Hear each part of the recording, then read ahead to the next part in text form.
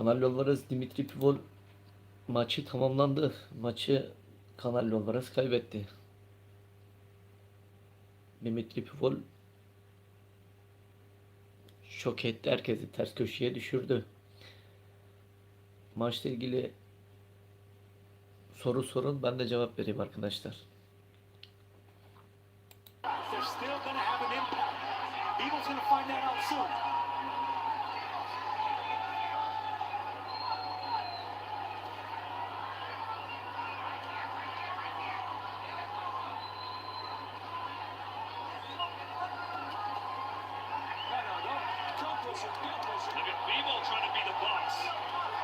Soru cevap şeklinde ilerleyelim.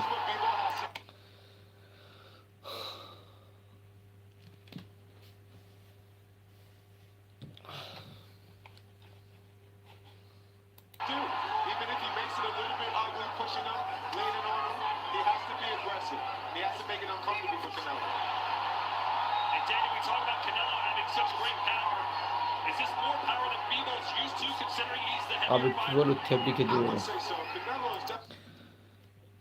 Aynen. Meksika lobisi kurtaramadı. Merhaba hocam. Nasıldır maç?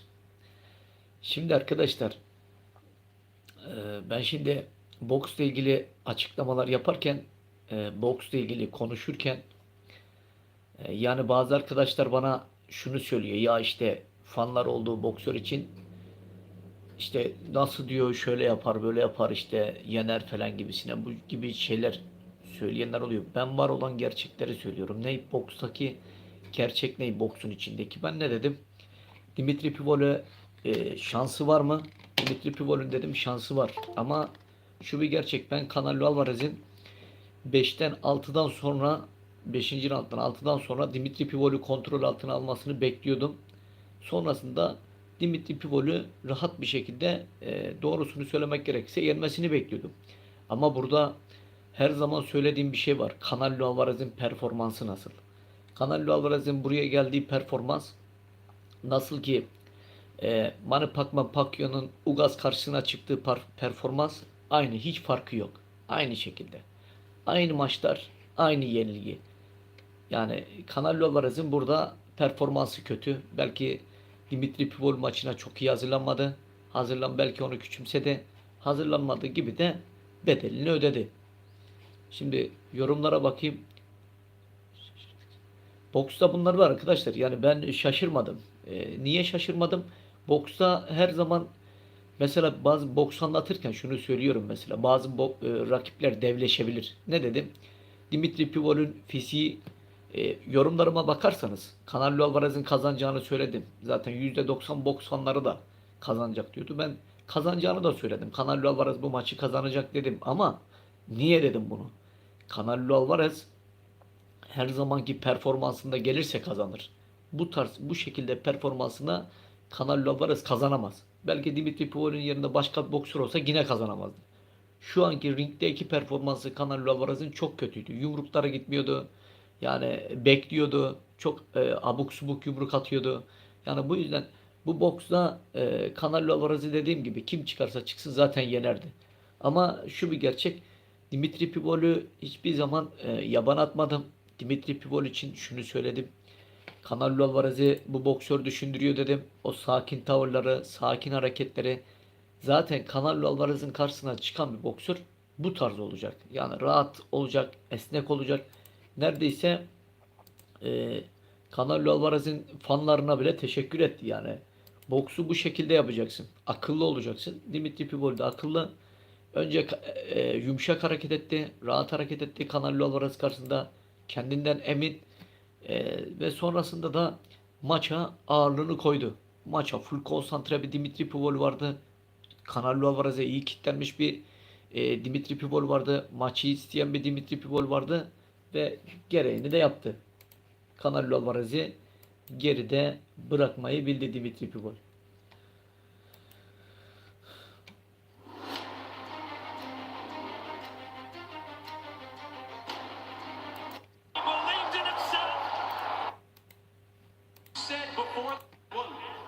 What made him so difficult?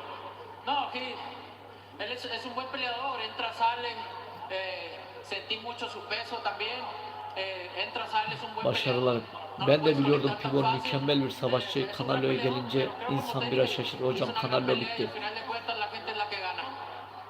Yes, so he's Bu saatten sonra Canelo ile kim maç yaparsa yapsın artık özgüveni yerinde olacak. Yani özgüveni yerinde olacak şöyle artık ben de kanal kontu ataklarından zarar görmemek için gerektiği yerde ileri gitmedi. Pivot gerektiği yerde şeyleri. Yani ben şunu söyledim. Dimitri Pivot akıllı bir boksör. Zaten sakin insanlar genelde böyle akıllı olur. Hani bazen sakin durmazsa insanları şaşırtırsınız yani insanları düşündürürsünüz. Dimitri Pivol de Canelo Alvarez'i düşündürüyordu. Ama Canelo Alvarez burada doğrusunu söyleyeyim yani performansı çok kötü. Yani boksu değil. Performansı çok kötü. Performans olarak aynı nasıl söyleyeyim Pacquiao'nun performansı gibi ringdeydi. Bu yüzden eli kolu gitmedi. İstediği boksu yapamadı. Dimitri Pivol de Canelo Alvarez'e iyi kitlendi. Full konsantre bir Dimitri Pivol vardı. Maçı isteyen, mücadele eden, nerede ne yapacağını bilen, akıllı hareket eden Dimitri Pivol maçı da kazanmasını bildi. Ama ben şahsen gerçekten puanla bu maçın Dimitri Pivol'e vereceğine hala aklım ermiyor. Yani ben şoktayım şu anda yani. Nasıl bu puanla rövanş maçı olacak. Canelo o kemerleri bence geri alır ondan. Pivol de onu kabul etti. Rövanş maçında ben şunu söyleyeyim. Rövanş maçına Canelo Alvarez çok sağlam gelir. Kemerleri almak için. Önce bir elinden kemerler gitti. Önce bir oturup o düşünecek. Bir soğuk su içip düşünecek Canelo Alvarez. Günaydın hocam. Ben Lara'dan Ya arkadaşlar yani Lara maçı da böyleydi. Lara maçı da gitti ama Pivol'e nedense maçı verdiler. Yani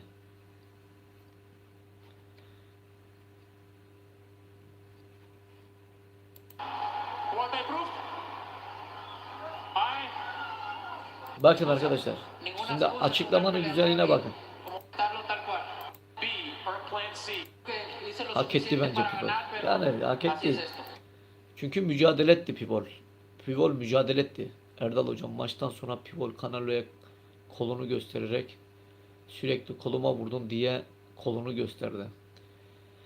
Şimdi bu kola niye vururlar biliyor musunuz arkadaşlar? Yani kollara vurmanın sebebi şu. Senin şimdi kolunun buralarına vurur. Buralarına yani senin artık karnının kaldırmana engel olur yani. Kolunun artık gitmesine şuraya vurduğun zaman artık daha bu kolun kaldıramazsın. Genelde bu da boksta bir taktiktir yani. Senin kollarını düşürür. E, kollarını düşürür. Artık mesela kolunu da hareket ettiremez hale gelirsin. Çünkü şu kasların kilitlenir yani. Hareket ettirdikçe canın yanar. Bu yüzden bu da boksta vardır yani. Bunu en çok da Meksikalılar da yapıyormuş. Ruslar yapardı. Biz öyle bilirdik. Ruslar çok vurur derlerdi şu kollara. Yani demek ki Canelo Alvarez da bu şekilde yapıyor. Yeah, so he's a great fighter. He comes in out, ins and out. He really manages his distance really well. I felt like maybe he Günaydın didn't hocam. win the fight, Canelo'nun but antrenörü that's daha boxing. kötü You yenik have a duruma rematch düştü bence. clause. Do you Hocam want to do Rehin this again? Garcia terk Claro que etti. sí. Claro que sí. Oscar No Valdez se queda yenildi. así. Şimdi de Canelo Yeah, of yenildi. course I do. This doesn't end like this. Ya şimdi hocam yani boksta şöyle bir şey var. Boksta zamanın geldiği zaman zaten yeniliyorsun. Yani çalışmadığın zaman, doğru bir taktik uygulamadığın zaman, strateji olmadığı zaman veya huzursuz bir ortam varsa, örnek vereyim bulunduğun ortamda verimli çalışamıyorsan artık orada sorunlar başladıysa doğal olarak da yenilgiler geliyor. Yani hepsi bir bir dökülmeye başladı. Burada yani bir sorun var demek ki. Nerede eksiklik var, nerede ne yapıyorlar, nerede yanlış yapıyorlar. Bir yerde bir yanlış yapıyorlar ama bak hepsi de dağılmaya başladı. 115-113 puanlama yapılmış final roundlara Canelo. Aslında bir nevi şu ortamda şunu da yaptılar yani. Neyi yaptılar? Puanlama konusunda hani puanlama konusunda gayet adaletli bir ortam. Burada yapılan maçların hepsi adaletliydi. Adaletliydi. Bakın burada maçı biz Dimitri Pivol'e verdik. İşte bunun gibi aslında bir nevi burada da kendilerini hakladılar yani. doğrusunu söylemek gerekirse nasıl? Gennady Golovkin maçında, mesela Lara maçında yani bu şekilde kendilerini suyun üstüne çıkardılar bir nevi. All right, Canelo, thank you. We'll turn to Dimitri Bivol. Dimitri, Canelo says he wants a rematch. How do you feel about that? Yeah, rematch, no problem. Rematch, let's talk about Bak, rematch. I wanted this fight bak, for... yoruma bak. Вообще, я просто хотел этот файт, бой без всяких там каких-то особых условий. Теперь я хочу какие-то условия для себя. И, конечно, этот рематч будет. I took this fight because I just wanted to get the opportunity, and I appreciate this opportunity. I didn't fight for anything except getting the fight. Maça Canelo Pivol asla yenemez. Canelo Pivol asla yenemez. Pivol çok çevik ve kendinden emin. İddia ediyorum ki ikinci ya da üçüncü kez maç yapsalar Pivol yener. Canelo hiçbir varlık göstertemedi. Yok şimdi bakın arkadaşlar. Ben bazen bak yine söyleyeyim de yine mesela şimdi Canelo Alvarez varlık göstertemedi değil. Canelo Alvarez'in yenilmesinin tek sebebi performansı. Canelo Alvarez kötü bir performansla ringdeydi. Yani bu şekilde zaten antrenmansız geldiğin zaman işte rakibini de belki biraz küçümsediyse doğal olarak bu maçtan bu şekilde yenik çıkar. Yani ikinci maça ne yapar? Hazır gelir. Bir bakmışın farklı bir Canelo Alvarez ringde görürsün. Yumruk yemeyen, her yerden yumruk vuran, ikili üçlü ataklar yapan, Dimitri Pivol'e nefes aldırmayan bir Canelo Alvarez görürsün. İkinci maçta şoke olursun. Yani bu maçta eli golu gitmeyen, performans olarak kötü bir Canelo Alvarez vardı. Yani Dimitri Pivol daha konsantrede öyle yumruklar atıyor ki Canelo Alvarez normalde o tarz yumrukları hiçbir zaman Canelo Alvarez atmazdı. Mesela ön yumruklarını öyle hedefe açık halde atıyor ki böyle yani ben ilk defa onun bu şekilde dövüştüğünü gördüm Canelo Alvarez'in. Çok kötü maç Canelo Alvarez için.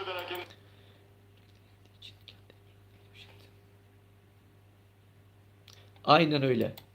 Şimdi ne diyor? Her maçta Canelo Alvarez zaten diyor bu maçı puanla bitse de bana verecekler diyor. Rahat dövüşüyor. Ama bu maçta öyle olmadı. Yani Gözlerini açtığında gördüğün The stage is set and we are here. This is Pivol'ün stili Canelo'ya ters geldi. Ayrıca Canelo'nun yumruklar Pivol'a... Şimdi arkadaşlar bazı boksörler her zaman şunu söylüyorum. Ne dedim? Belki dedim Canelo Alvarez Pivol'a oyun tutturamaz. Ters gelir. Mesela boksta bunlar var. Bazı boksöre karşı çok iyi mücadele ederken, çok iyi savaşırken bazı boksöre karşı bir bakıyorsun eksiye düşüyorsun. Niye? İstediğin oyunu tutturamıyorsun. İstediğin yumruğu vuramıyorsun. Çok tuhaf bir boks yapıyor. Senin sevmediğin bir boksu yapıyor. Yani sana ters geliyor. Bu yüzden de o rakip artık diyorsun ki şu maç bitsin de şundan kurtulsam bir daha da karşıma çıkmasın diyorsun yani.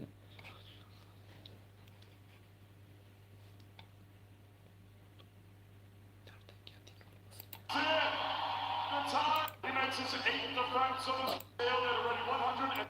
Go, there you go. Orgullo del pueblo mexicano, Saúl Canelo Álvarez. This week, they want to be unpredictable with the right hand. They felt Kovalev was more too predictable when he tried to throw that. They want to make Canelo thinking about that right hand for most of this fight. Maçtan önce bütün anketlerde Pivol alır diye oy kullanmıştır. Yani birçok boks fanı yani Canelo'nun alacağını düşünüyordu ama Dimitri Pivol'un alacağına da inanan insanlar vardı yani. Zaten Dimitri Pivol kötü bir boksör zaten değil yani. Dimitri Pivol amatörde kendini ispatlamış. Yani buna şaşırmamak lazım yani artık Canelo Alvarez'e zaten bir gün yenilecekti yani. O gün bugün yani anladın mı? Bir yerde gidecekti bu adam yani. Nasıl ki Eristan'da Lara maçı, Gennady Golovkin maçı ondan sonra yani puanla aldığı maçlara baktığı zaman ona karşı iyi mücadele eden insanlar vardı zaten ki bundan önce de. Pivol's never been down. 11 KOs, 19 wins. İyi çalışırsa rövanşta Canelo Alvarez alabilir. İyi çalışırsa o da. Yani iyi antrenman yaparsa, iyi kitlenirse alabilir.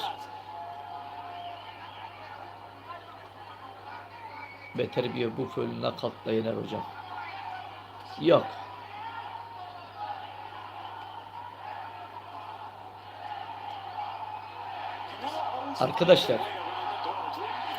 Arkadaşlar ben Canelo Alvarez'i hiç bu şekilde boks yaparken bir defa görmedim. Birincisi Canelo Alvarez'in şu anda zaten performansı çok kötü. Yani performansına bakın, Canelo Alvarez o şekilde mi dövüşüyor?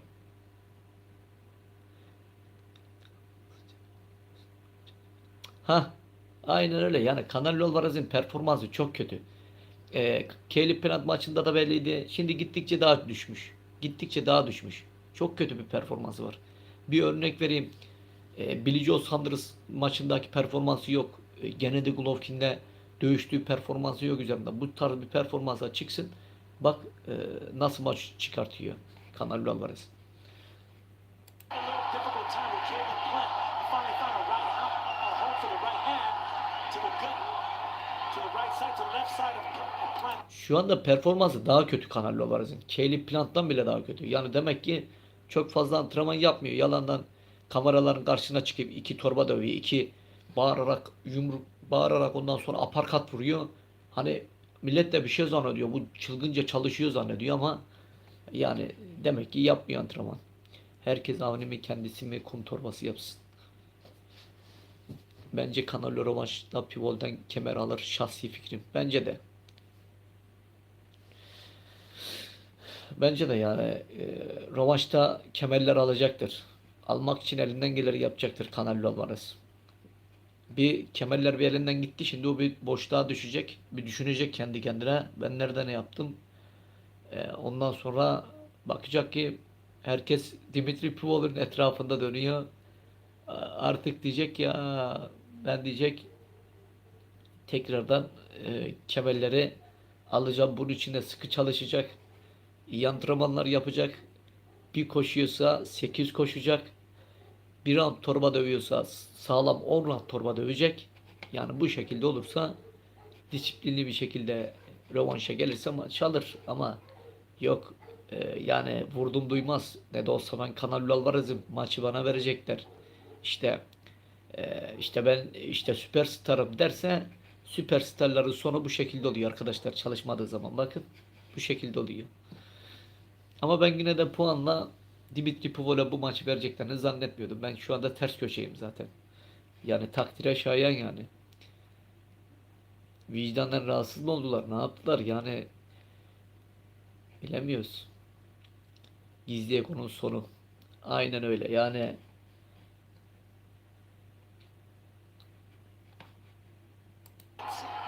Showed a little defense.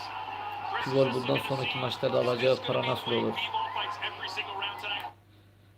Ya Pivol'ün alacağı para bir Canelo Alvarez kadar olmaz. Ne olursa olsun şimdi Canelo Alvarez'in dünyada bir ismi var. İyi bir reklamı var. İlla ki Pivol da kazanır ama bir Canelo Alvarez kadar değil. Şimdi Pivol'ün bir başkasıyla maçı var dese, doğruya doğru yani. O stadı doldurabilir mi yani? Dolduramaz. Gerçek bu yani. Ama zamanla bu şekilde Canelo Alvarez gibi giderse, maç sayısını arttırır, yine iyi boksörler yenmeye devam ederse, doğal olarak Dimitri Pivol'ün de dünyada belli bir fan olacak, hayran kitlesi olacaktır. I got from talking to his team, they want to create the distance between Canelo and keep throwing that jab, because when they watch back the Kovalev fight, they know that Kovalev didn't hurt Canelo, but that fight was close on the scorecards at the time of the stoppage because of the sheer volume of punches, jab specifically, that Kovalev was throwing. And look at him throwing more frequently here. Round one. Çok kötü maç, çok kötü maç. Canelo Alvarez bence Pivol sarsılmadığı için Canelo çok demoralize oldu. Pivol çok sağlamış ve bu kadarını beklemiyordum. Şimdi arkadaşlar yani Dimitri Pivol çalışmış. Dimitri Pivol inanmış. Karşısındaki boksörün farkında. Karşısında dövüşeceği isim kim? Dünyada süperstar. İşte dünyanın en iyi boksörlerinden bir tanesi. Dimitri Pivol disiplinli çalışmış.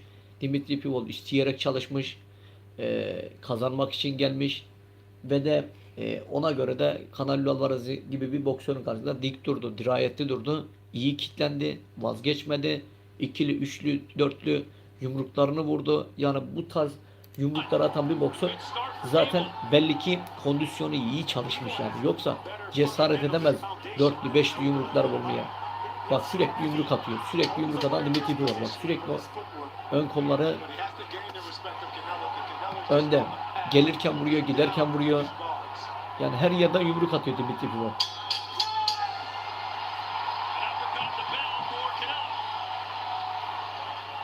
Heavyweight champion and boxing's greatest heavyweight champion, so it's a pleasure to have him here. Biz 7 kardeştik. Anam yedimize de yetti yetişti. Okuyan okuttu, okut. So we're off and running. Round 2 here between Bivol and Bak Canelo. Dimitri Bivol, bak Dimitri As Bivol'un expected, Bivol has showered jabs. Dimitri Pivol'un eski boksuna bakın mesela. Dimitri Pivol'un eski boksuna bakın. Dimitri Pivol eski boksunda biraz daha ön kolunu aşağıya indirir. Ama bu maçta indirmiyor bak iyi bakın. Ön kolu sürekli yukarıda sürekli vuruyor. Disiplinli sürekli sollarına vuruyor. Yani Dimitri Pivol aslında yapması gereken boksu yaptı. Bu boksu yaptığın zaman ringde kazanıyorsun. İyi kitlenmiş yani Canelo Alvarez'e. Yani bu tarz boksörlere bu şekilde olacaksın. Yani her yumruğuna cevap vereceksin. Yani tepki vereceksin.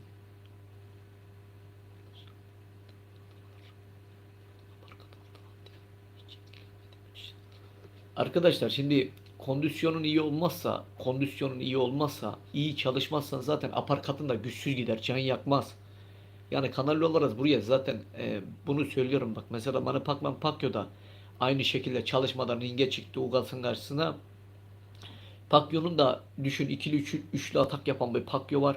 Pacquiao'ya bakıyorsun bu maçta Pacquiao'ya baktık o maçta tek atakta kalıyor. Üçüncüyü getiremiyor. Niye? Kondisyon yok. Niye? Antrenman yapmıyorlar. Canelo Alvarez de öyle. Şimdi insan parayı buluyor. Bir rahatlık çöküyor. İşte eğlencedir, şudur, budur. Ne oluyor bu sefer?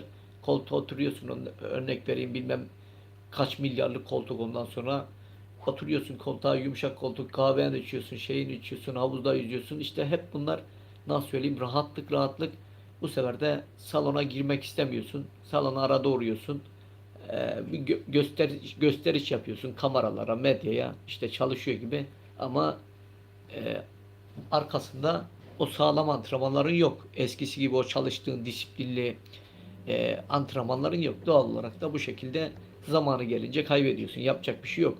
Boksta tecrübe önemlidir. Tecrübe önemlidir. Tecrübe yeri geldi kazandırır. Ama boksta şu da bir şey var. Çalışmadan kazanamazsın. Çalışmayan ringde kaybeder.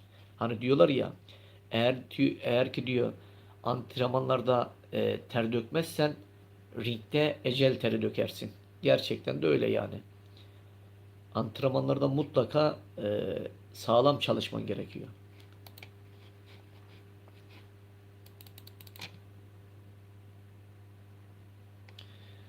Risto ağır sağlık doğru tespit.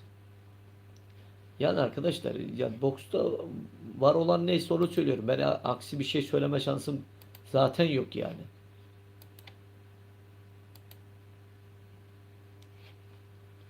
Şimdi ben olmayan bir şeyi söylemem. Ben bu zamana kadar mesela boksörler hakkında konuşurken mesela öncesinde bir yorum yaptığımda arkadaşlar bana hemen tepki gösterdi. Hocam ya işte sen bu boksör hakkında böyle diyorsun. Ben var olan gerçeği söyledim. Dimitri Pivol hakkında da ne söyledim? Dedim ki Dimitri Pivol dedim akıllı bir boksör. Akıllı bir boksör. Sakin dedim. Canelo Alvarez'i düşündürüyor dedim.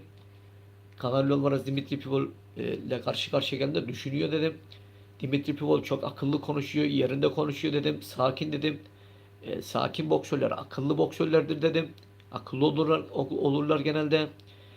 Dimitri Pivol Canelo Alvarez'den maç alabilir mi dersen alabilir dedim. Hiç de şaşırmam dedim. Şaşırmıyorum da zaten. Çünkü boksta bunlar var. Gayet normal geliyor bana. Ne dedim? Dimitri Pivol Canelo Alvarez'e kilitlenirse her yumruğuna cevap verirse bariz bir şekilde puan farkını açarsa dedim Dimitri Pivol'e de bu maçı verebilirler, alabilir dedim. Ama Canelo Alvarez 4 5. 6. rounddan sonra kontrol altına alır dedim. Alamadı. Kötü bir performans. Alamadığı gibi de maç Dimitri Pivol'e gitti. Yapacak bir şey yok. Ya hayır, Canelo çok fazla eğlence girmiyor. Belki bu maçta fazla çalışmamış olabilir Erdal Ustam. Canelo disipline çok önem veriyor ama hayat yaşamını bilmiyorum. Şimdi biz görmüyoruz. Biz ekranlar karşısındakileri görüyoruz. Tabii ki özel hayatında eğlenirdir. Yani dinlenirdir. Yani göremezsin bunu.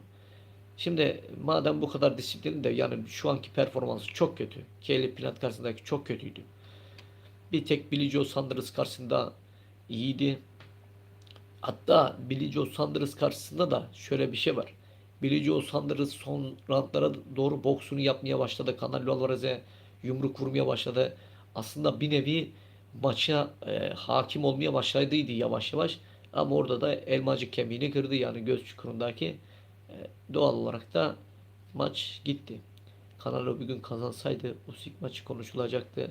Her boksör haddini ve yerini bilmeli. Ya Canelo Alvarez Usyk maçı saçma sapan olaydan başka bir şey değil yani. Usyk'in kapasitesi belli, Canelo Alvarez'in belli. Yani adam hem ağır siklet, hem fizik üstünlüğü var, hem boksu biliyor. Yani Usyk maçı Canelo Alvarez için bence rüya maç.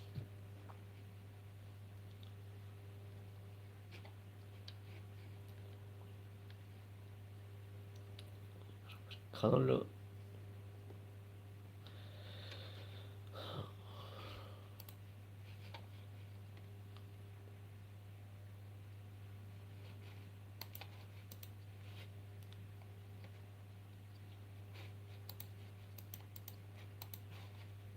Hand yet. I want to see how Canelo's going to react with the strength of that right hand, whether it's to the chin or to the body, because Bivol does throw a nice piercing right hand to the body as well. So right at the end of the first round, at the start of the second round, Canelo trying to sneak that uppercut on the inside. Keep an eye on that moving forward.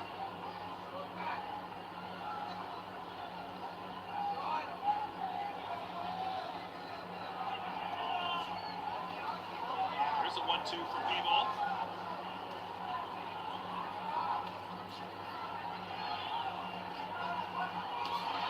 There's an uppercut again that just misses. You can hear the crowd respond to that. Canelo Alvarez dersine çok iyi çalışmış Dimitri Pivol. Çok iyi çalışmış. Dersine iyi çalışmış. Bivol seems as if he's just trying to find what works for him. Ama He's tapping ne on kadar top, dersine trying to find çalışırsa çalışsın, punches. Canelo Alvarez'in performansı çok kötü. Kötü bir performans. Yani Canelo zamanında süperstar olan Floyd'a kaybetseydi daha çok çalışıp maç kazanmıştır. Şimdi aynı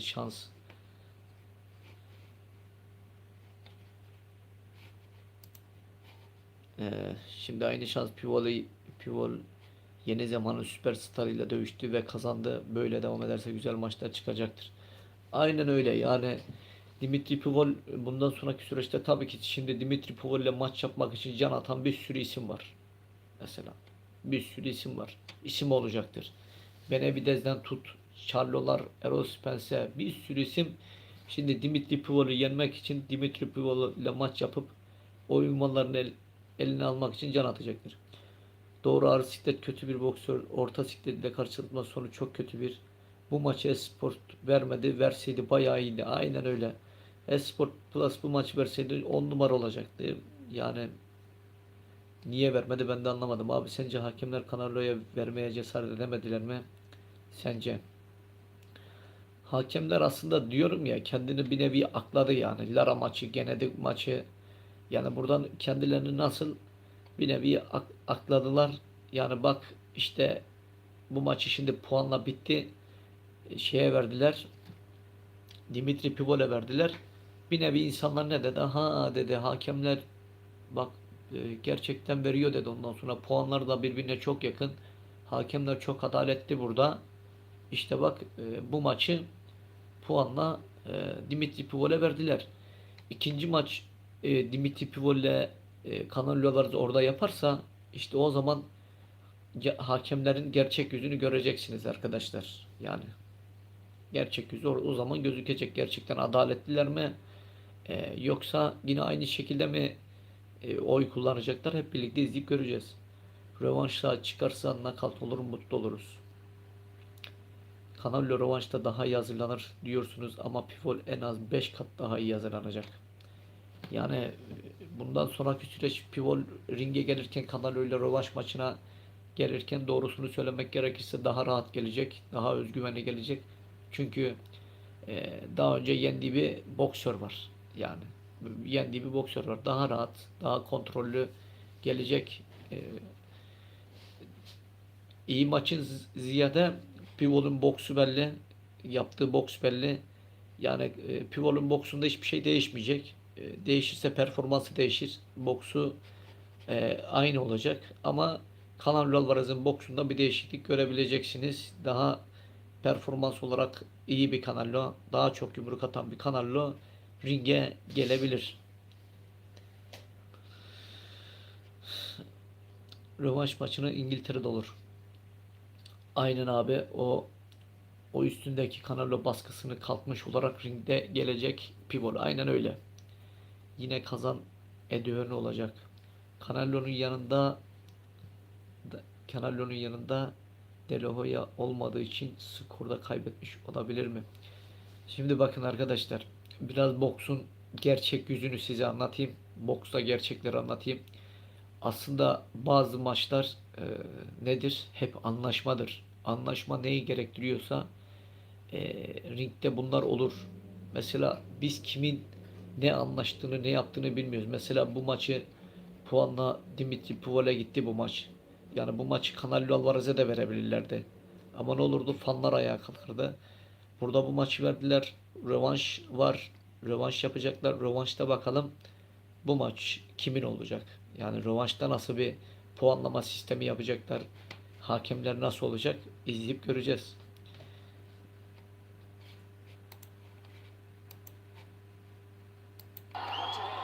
Canelo's defense is extremely tight. It's really hard to get past that high guard. It really is. That's why you got to be content with just touching those gloves. Take what you can. And we saw Canelo Alvarez against Callum Smith constantly hit his arms. Do you think Alvarez might try to do the same to Bivol to stop the jab? Yeah, that first round I noticed Canelo was landing to the left shoulder, so maybe he wants to tire off those shoulders as well. Keep aiming at those biceps. Oh, that snuck through, caught the chin a little bit for Canelo.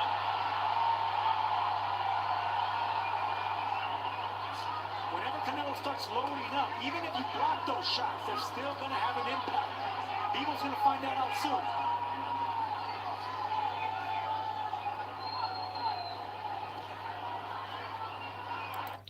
Canelo Alvarez konsantresi dağılık, dikkati dağılmış bir Canelo Alvarez var. Yani kafası sanki hep başka yerlerde bir Canelo Alvarez var ringlerde. Ben bunu Valide Çağlar Hoca'nın birkaç round. Hep bunu söylüyorum yani Canelo Alvarez'in dikkati dağılık. Yani kafa başka yerde Canelo Alvarez'in. Doğrusunu söylemek gerekirse o ringde değil yani. Emin olabilirsiniz. Hani bazen hep bunları söylüyorum. Hani diyorum ya mesela Dimitri Pivol de bu maçı e, benim paylaştığım videolarda bakarsanız videoları Dimitri Pivol bu maçı dedim kazanabilir. Nasıl kazanabilir? Canelo Alvarez dedim o gün psikolojik birisiyle bir sorun yaşar. Psikolojikmen morali bozulur, dikkati dağılır, konsantresi yerinde olmaz. Dedim maça full kitlenir. Canelo Alvarez'e psikolojik baskı yapar. Bu maçı kazanır dedim. Yani şu an Canelo Alvarez'in konsantre olarak, dikkat olarak Canelo Alvarez ringde değil zaten. Mesela attığı yumruklardan, işte yaptığı savunmadan her şeyiyle belli. Yani her şeyiyle. Bak attığı yumruğa bak. Canelo Alvarez'in böyle bir yumruğu olmaz durduk yere. Durduk yere böyle bir boş bir yumruk atıyor. Yani bu boş bir yere böyle bir yumruk atmaz mesela. Bu şekilde elini böyle diyor yani rakibi de ona bakıyor yani istese orada da yumruk alabilir bak. Bak. Bak. Yani çok kötü, çok kötü. Performans olarak çok kötü Canelo Alvarez. Erdal bak bu çıksın ikinci maçta yerde kalır. Şey mi? Canelo Alvarez Dimitri Pivol'ü mü yerde bırakır? bu maçla ilgili zaten şunu söyledim yani. Bu maçta adı ne onun? Bu maçta Canelo Alvarez Dimitri Bivol maçında bir knockout olmaz dedim. Knockout da gelecekse Canelo Alvarez'den gelir dedim. Yani knockout olmayacağı belliydi zaten. İkisi de kolay kolay işte knockout olacak boksör değil. 12 round sürdü. Puanla aldı. Puanlar da birbirine çok yakın. Dimitri Pivol'e verdiler. Hayret yani. Nasıl bu maçı verdiler, ben hala onun şokundayım yani. This is what Bivol has to do. Even if he makes it a little bit Maçı YouTube'da falan ayrıyetten verilir mi? Analiz izleyip izlemek isterim. Pivol'da şaşırtıyor. ugly pushing him, leaning on him, he has to be aggressive. He has to make it uncomfortable for Canelo. And Daniel Burada Dimitri Pivol'e tek kazandıran şey sakinliği. Hocam bence mazeret yok. Pivol çok iyiydi. Pivol'un boksu Canelo'ya ters geldi. Bence rövanşta değiştireceğim. Canelo gücüyle maç kazandı. Rövanşta Canelo gücüyle maç kazandı. Ama bu defa karşısındaki de güçlüydü. Yemedi. Şimdi arkadaşlar, yani boksu konuşuyoruz yani. Boksta şu bir gerçek yani. Şunu bir kez anlayın yani. Ne olursa olsun mesela. İki yumurtadan biri kırılacak. İki yumurtadan biri kırılacak. Ya Dimitri Pivol yenilecekti ya Canelo Alvarez. Canelo Alvarez yenildi. Şimdi mesela Tyson Fury ile ilgili de konuşurken mesela Alexander Usyk Tyson Fury'yi yenebilir dediğimde işte herkes diyor ki Tyson Fury'yi hiç kimse yenemez. Şimdi Tyson Fury çıktı. Usyk'le maç yaptı. Usyk'e yumruk vuramadı. Usyk Tyson Fury'yi bariz bir şekilde yendi veya knockout etti. Bu sefer ne diyecekler? Ya işte Tyson Fury boksör değildi zaten, bu zamana kadar işte geldi. Şansı yaver gitti. Boş beleş geldi işte. Hangi iyi boksörle maç yaptı gibi söylentiler olacak bundan sonraki süreçte. Ama yenilmediği sürece işte toz kondurmuyorlar işte Tyson Fury, Tyson Fury. Yani boksta şu bir gerçek yani. Bazı boksörler vardır. O boksörü boşa çıkartır. Aynen öyle. Bak Çilek'daydın değil mi? Şimdi boşa çıkarttı. Mesela şu an mesela Canelo Alvarez'i izledik. Dimitri Pivol maçından sonra ne oldu? İşte Canelo Alvarez'le ilgili bak yorumlar nasıl geliyor? Aksi yönde geliyor. Gelmesinin sebebi ne? Yenildi. Kaybetti. Kaybetmeseydi nasıl olacaktı? Farklı yorumlar gelecekti. Yani Canelo Alvarez'in bak karşısına çıktı, böyle biraz daha hareketli, biraz daha inanan genç bir isim. Ne yaptı? Canelo Alvarez'i yendi. İnandığın zaman, çalıştığın zaman kazanıyorsun. Doğruya doğru yani. talk about Canelo having such great power. Is this more power than Bivol's Bak. used to, considering he's the Canelo Alvarez yumruk vururken bile iyi dikkat edin arkadaşlar. Yumrukları çok güçsüz gidiyor. Yani Dimitri Pivol'ün canını bile yakmıyor. Yani canını yakmadığı gibi Dimitri Pivol canı yanmıyor. Aldığı yumruklar belli. Yani heavier fighter? rahat yani. I would say so. Canelo is definitely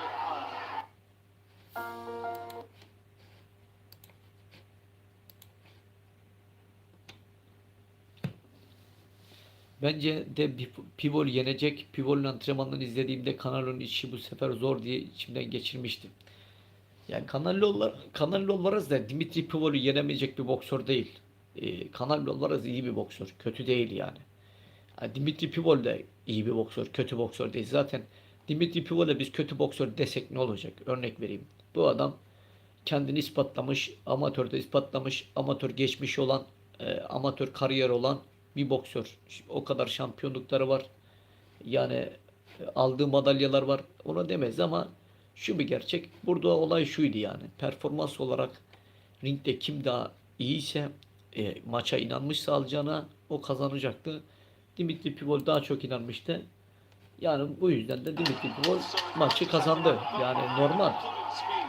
This might be a little bit different than what Bivol's experienced before. Swinging and miss with the left. Canelo Alvarez yumruk atıyor. Attığı yumrukta kandırmadan yumruk atıyor. İşte ben düz boksör diyorum yani. Düz boksör diyorum ya. İşte ben buna diyorum düz boks yapıyor diye. Canelo Alvarez'e bak, kandırmadan yumruk attı. Sol aparkat attı. Aparkata havaya gitti. Yani boşa gitti. Yani boks yapıyorsan mutlaka nasıl söyleyeyim, Fentlerin olacak. Kandıracaksın. Ayaklarını, vücut fentlerini kullanacaksın. Bellerin oynayacak. Yani çok yönlü olacaksın. Çok yönlü olmadığın zaman doğal olarak Canelo Alvarez'in işte yaptığı boks. Kandırmadan, bak şimdi. Kandırmadan yumruğu atıyor. Bak. Boşa gidiyor. Boşa gidiyor yumruğu. I would say so. Canelo is definitely a jam-packed type of power fighter. So his punches has a lot of thump behind them, including speed. This might be a little bit different than what Bivol's experienced. Pivol çok öndeydi. Hakemler fazla bir şey yapamadı. Boks %100 kazanır. %100 kazanır olmaz. En belirsiz sporlardandır. Bu net kazanır yok. Aynen öyle. Yani belirsiz. Pivol yüklenmesinden kaldı demeliydim. Şimdi şöyle. Dimitri Pivol aslında maç içinde endişeliydi. Yani maçını kazanıp kazanmayacağı konusunda endişeliydi. Zaten maç sonrası sevincini de görebilirsin yani. Yine sakinliğini koruyan bir Dimitri Pivol var ama yani endişe de vardı üzerinde. Maç ona verildikten sonra o endişe kalktı üzerinde. Bir rahatlık çöktü.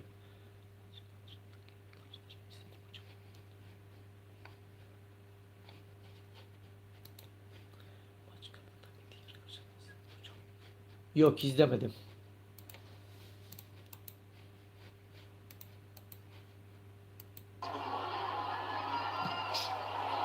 Swing and a miss with the left hook by Canelo. He wanted to fight a light heavyweight, and Dimitri Bivol looks the part so far. Yeah, Dimitri Bivol looks Ya sharp bırak in these lütfen, ne fights. endişesi ya. Adam baştan beri emindi kazanacağını. Arkadaşlar, baştan beri emindi kazanacağını. Zaten emin olmasa maçı kazanamazdı. Maç içerisinde boksörlerde bu olur. Bunu sen nereden anlarsın biliyor musun kardeşim? Şimdi Recep Balbaşı, bak ben sana bir şey söyleyeyim. Yani oradan anlarsın. Dimitri Pivol'un arın yapısına bak. Arının nasıl kıvrıştırmış bak. Arın yapısına bak maç esnasında. İyi dikkatli takip edersen. Bunu sen anlayamazsın belki ama bunu ben anlayabilirim. Niye anlarım ben? Çünkü sen boksun ne kadar tecrübelisin boksta ne kadar ne biliyorsun, neye bilgin var onu bilmiyorum. Yalnız ben kendi tecrübeme, bilgime dayalı bunu görebiliyorum. Canelo Alvarez'i de görebiliyorum, onu da görebiliyorum. Yani bu yüzden ben ona dayanaraktan bunu söylüyorum.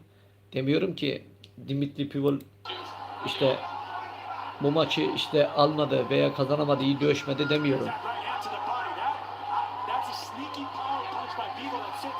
Korktu da demiyorum. Kardeşim sana göre öyledir. Yanlış da gördüğümü zannetmiyorum. Sen iyi bak istersen. İyi baktığında göreceksin. Hocam o zaman boksta neden siklet icat edilmiş? 50 kilogramlık. Hocam o zaman boksta neden siklet icat edilmiş? 50 kiloluk çok iyi boksör gitsin 100 kilograma adama meydan okusun. Çok iyi boksör ya kazanır. Bir saniye. Kazanır. Hafif ağır siklet Canelo'ya büyük geldi. Adam hafif ağır siklet Canelo'ya büyük geldi diyorsun. Adam heavyweight'lerle dövüşmeye çalışıyor. En üst sikletle dövüşmeye çalışıyor.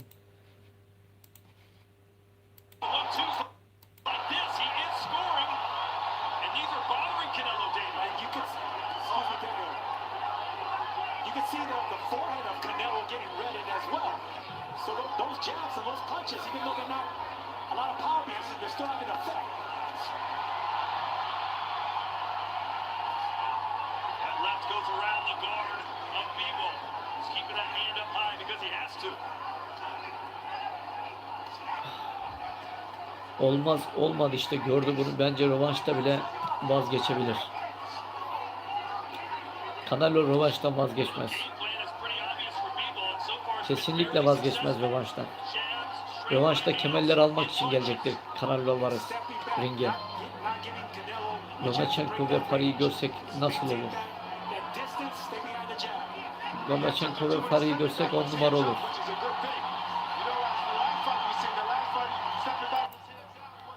Ben de isterim ağır sikletlerde ama yener miyim? Önemli olan o arkadaşın Dediği gibi o siklet ona göre değil. Aynen öyle. Çok iyi olur. Rövanşta rant alamaz.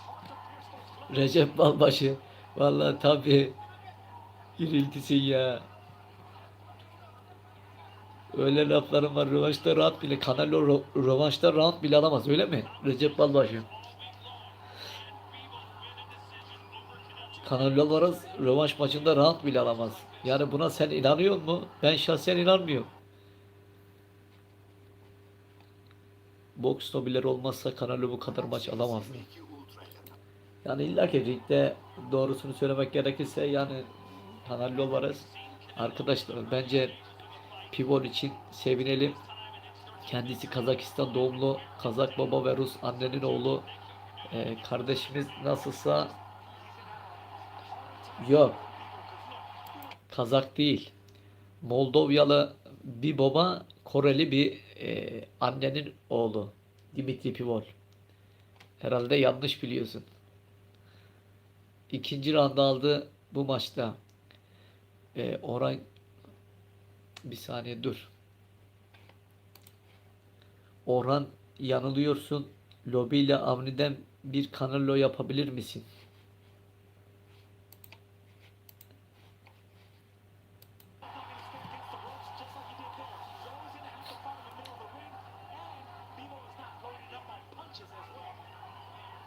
Siz Canelo Alvarez'i hiç böyle gördünüz mü arkadaşlar? Yani bu tarz dövüşürken gördünüz mü? Canelo Alvarez'i hiç bak ayaklar oynamıyor, bekliyor. Yani bak bekliyor. Yani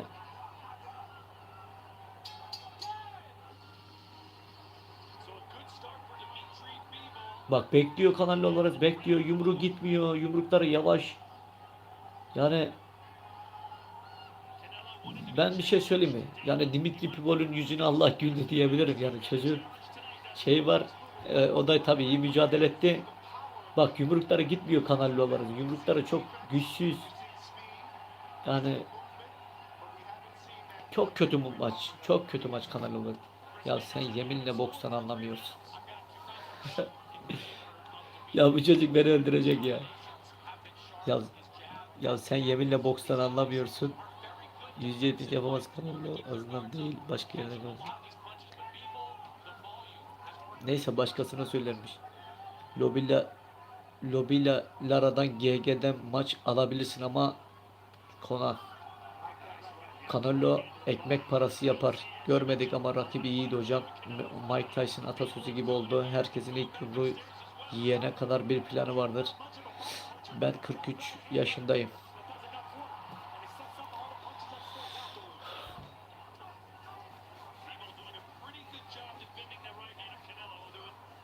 Vücudu adapte olmadı. Bu kadar basit. Canelo bile şu an kiloya adapte olmadığı için kısa sürede çıktığına pişmandır. Şimdi burada var olan bir gerçek var. Var olan gerçeği söyleyelim. Kim ne derse desin yani. Canelo Alvarez'in performansı kötüydü. Canelo Alvarez bu maçı iyi hazırlanmamış. Kim ne derse desin. Dimitri Pivol iyi hazırlanmış. İnanarak hazırlanmış. Karşısındaki boksörün farkında. Doğal olarak da güzel dövüştü. Disiplinli dövüştü Dimitri Pivol. Ciddiyetli dövüştü. Sollar her zaman oynadı. Kombinelerini vurdu. Doğal olarak akıllı boksu ister istemez Dimitri Pivol konsantre, full konsantre maça kilitlenmişti işin açıkçası. Canelo Alvarez'in kafa hep başka yerlerde dağınıktı. Bak Dimitri Pivol hep sollarını vuruyor. Canelo'nun en büyük hatası erken çıktı bu maça. Akciğer kapasitesini artırmamış. Rövanş erken olmamalı. Bence de. Bence de erken olmamalı. Canelo Alvarez kaybetti. Bak yumrukları Canelo Alvarez'in çok güçsüz. Çok güçsüz vuruyor yumruklar. O eski o güçlü yumrukları yok yani üzerinde. İyi bakarsanız görürsünüz. Yok yani o güçlü, dağıtıcı, yıpratıcı böyle rakibine ezici yumruğu yok yani. Bak bekliyor bak bekliyor. Bekliyor. Yani çok tuhaf boks. Çok kötü boks. Bak solları gitmiyor. Çok yavaş. Hani bana birisi sorsa dese ki sanki bu maç anlaşmalı. Bu maç işte Dimitri Pivol'e işte Canelo Alvarez anlaştı. Yumruk atmayacak, Dimitri Pivol'e verecekler gibi söylerim yani. Sanki o derece bir maç. Çünkü yumrukları gitmiyor Canelo Alvarez'in. Atmıyor. Ya da çalışmadığı için çıkmıyor yumrukları yani. Sanki böyle şey maçı gibi. Böyle normal bir boks maçı gibi yani. Böyle çok büyük bir maç değil gibi yani.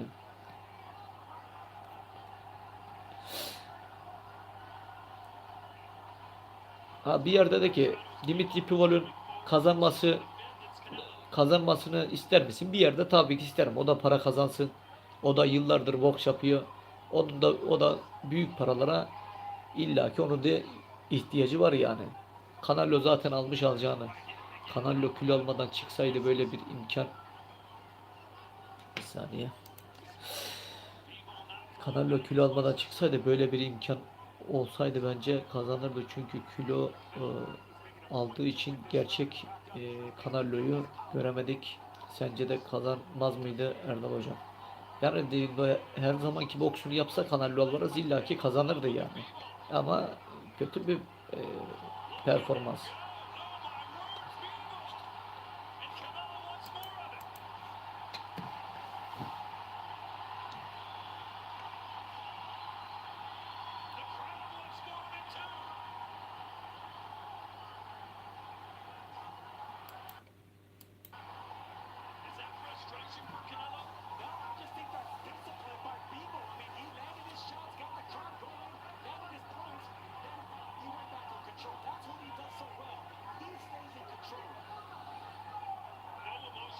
Dimitri Pivol yalnız burada ayak fendini her zamanki boksunda yapsa ne yaparsa yapsın kazanamaz.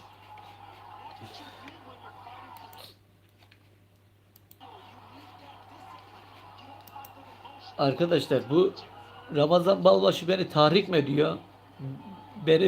Bizi mi takip ediyor? Yok. Recep Balbaşı. Yoksa bizim tahrik mi ediyor yoksa ben anlamadım yani. Biz soldan söylüyoruz o sağdan söylüyor. Dur bakalım. Neyse. Neyse bu maç bitti. Kombosuz Haney maçı ne olur? Bence Kombosuz nakatla kaybedecek. Tifon'un rakibi hafif alıp yapamadığını Haney yapacak. Ya ne tahrik edeceğim. Free maçını gece 1'e kadar bekledik. Berbat bir maçtı. Seyir zevki yoktu. İzlemesem de olurdu. Dedirtti. Aynen öyle. Ya arkadaşlar kısa sürede çok siklet yükseldi diyorsunuz ama Kovalev maçını aldığında hiç bunlardan bahsetmiyordunuz.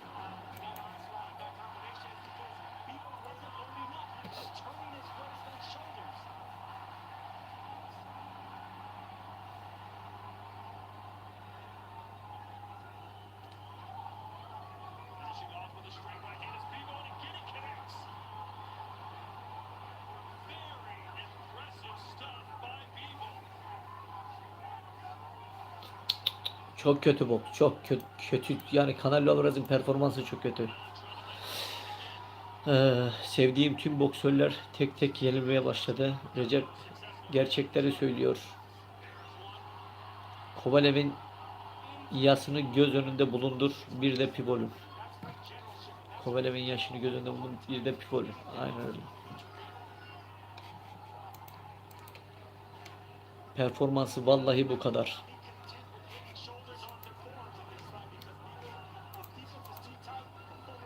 Bence burada ben yine iddia ediyorum yani burada Canelo Alvarez'in performansı kötü. Dimitri Pivol de iyi hazırlanmış. Dimitri Pivol de iyi hazırlanmış. İyi kitlendi Canelo Alvarez'e. İyi mücadele etti. Mücadelenin sonunda kazandı. Ama rövanş olursa Dimitri Pivol rövanşa da aynı ciddiyetle, aynı kararlılıkla gelirse Canelo Alvarez'de aynı performansı olursa aynı şekilde Dimitri Pivol yine kazanır ama Canelo Alvarez sıkı çalışır.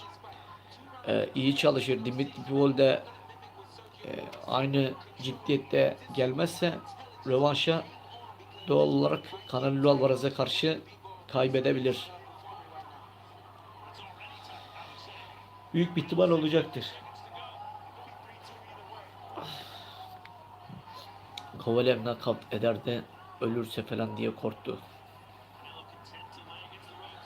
Keşke etseydi yani Kovalev knockout etseydi.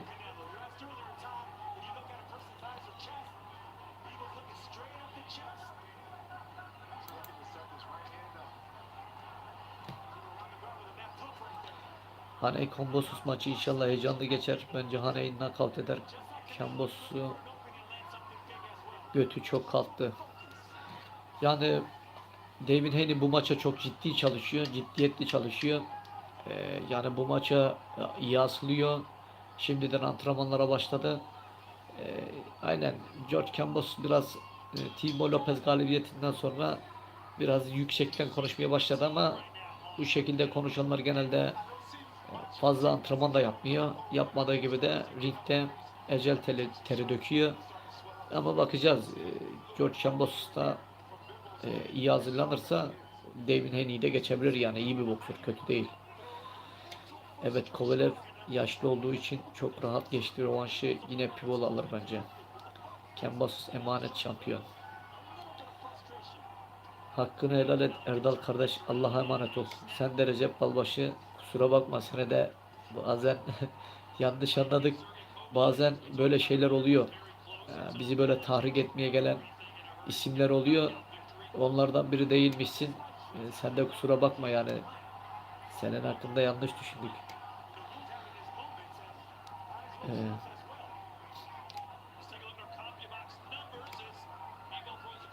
Sen de Allah'a emanet ol Recep Balbaşı. Hocam Canelo'nun Avni ve Callum Smith gibi rakiplerle maç yapması onu antipatikleştirdi. Aynen öyle. Meksika boksörü biraz prestij kaybediyor bu aralar. Daha da hareketli ve akıllı boks ile alınan teri ile aldı. Tabii ki hakkıyla Dimitri Pivol hakkıyla aldı maçı. Yani zaten hak etmediği bir maçı zaten bu gibi bir ortamda Canelo Alvarez gibi bir boksörün karşısında zaten alamaz. İlla ki hakkıyla aldı. Haksız bir maç zaten almadı. İstese de alamaz zaten. Karşısındaki boksörün ismi belli, adı belli. Canelo fazla abartıyorsunuz. Kovalev de maçı önde götürüyordu. Yorgunluktan dolayı kaybetti.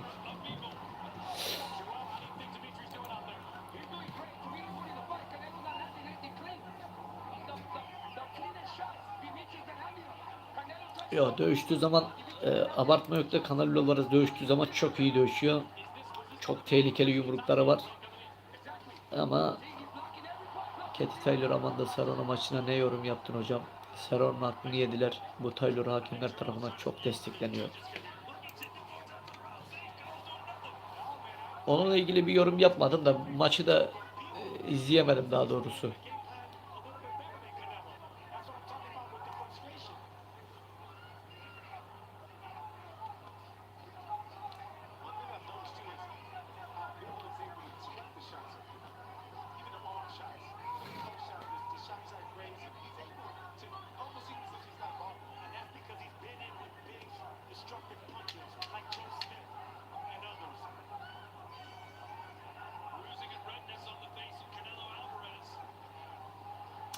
Canelo Alvarez çok kötü dövüşüyor ya bu maçta.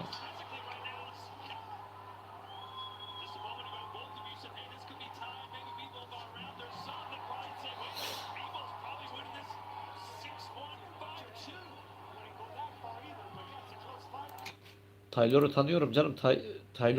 Taylor'un suratı hoşafa dönmüştü. Taylor'u tanıyorum canım. Yani Taylor birkaç defa maçını izledim. Erkek gibi dövüşüyor yani. Güçlü yumrukları var Taylor'un. Mücadeleci bir boksör yani. Karşısındaki boksör de kötü bir boksör değil. O da çok yumruk vuran, çok mücadele eden bir kız.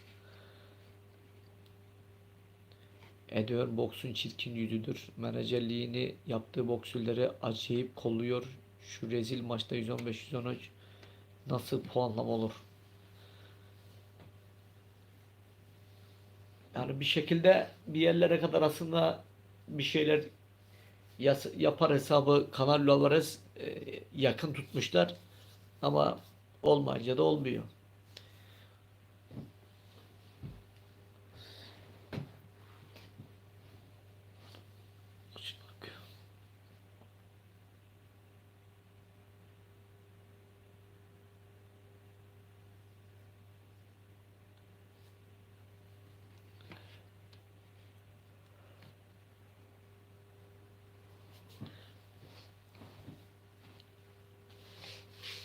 Şimdi Golovkin ile maç yapsa bu performansıyla nasıl olur?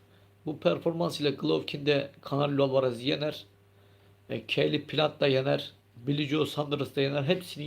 Hepsi yener şu performansla Canelo'yu. Bak emin olun son karşılaştığı 5 ismin hepsi de Canelo'yu şu performansla yener. Ben açık konuşayım yani mahveder. Performansı çok kötü Canelo'nun. Kim ne derse desin. Ama onun karşısında yani Billy Joe Saunders gibi boksör, bak Billy Joe Saunders gibi boksör, olimpiyat şampiyonu boksör, yani olimpiyatta yani mücadele etmiş bir isim. Canelo Alvarez'in karşısına gelirken ringde ilk round çok panikti mesela. İlk 2-3 round çok panikti. Ama Dimitri Bivol her zaman sakinliğini korudu Canelo Alvarez'in karşısında. Her zaman ciddiyetini korudu. Psikolojikmen hiçbir zaman Canelo Alvarez'den etkilenmedi. Yani Golovkin bu performansla maç yaparsa Golovkin maçı alır, ben söyleyeyim. Çok rahat bir şekilde Golovkin alır bu şekilde maç performansla Golovkin'in karşısına gelirse. Ben sıkı bir Canelo taraftarıyım ama bu maçta kaybettiği çok belliydi, ama Golovkin maçında Canelo hiç yenilgiyi hak etmiş gibi dövüşmedi. Bence bundan sonra düşüşe geçecek Canelo. Canelo 3 round aldı.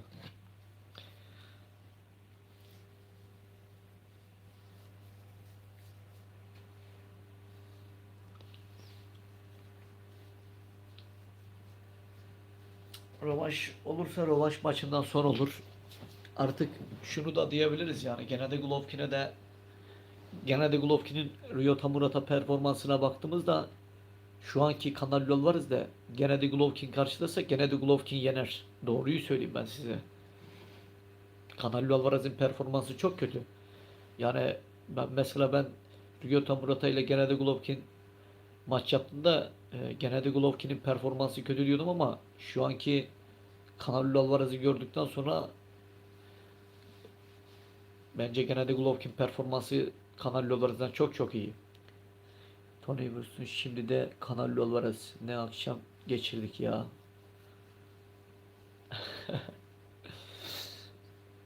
Şu an bir fırsat Golovkin için. Aynen.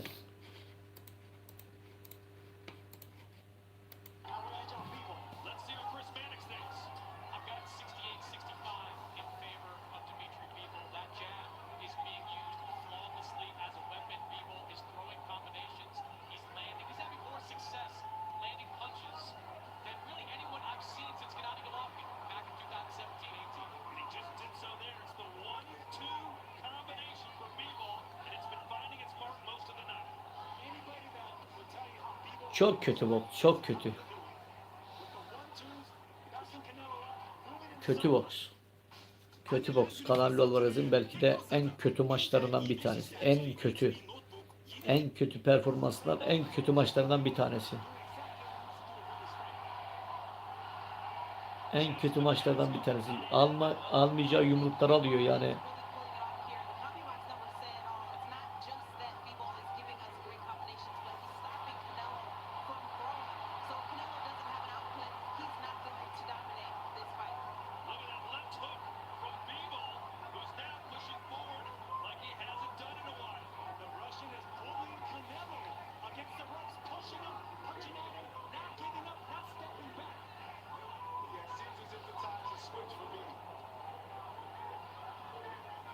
Canelo Golovkin 2 performansıyla gelirse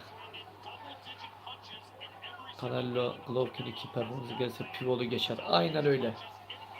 Golovkin 2 performansıyla gelirse Pivol'u geçer. Doğruya doğru, ama bu şekilde bir performansla ne Golovkin'i geçebilir ne Pivol'u geçebilir. Şu performansıyla. Bak attığı yumruğa bak Canelo Alvarez'in. Bak hareketler. Her şey kötü ya maçta. Tamamen maçta yok yani Canelo Alvarez. Doğruya doğru. Pivol her şeyle ringte. Dimitri Pivol full konsantre. Maça kilitlenmiş.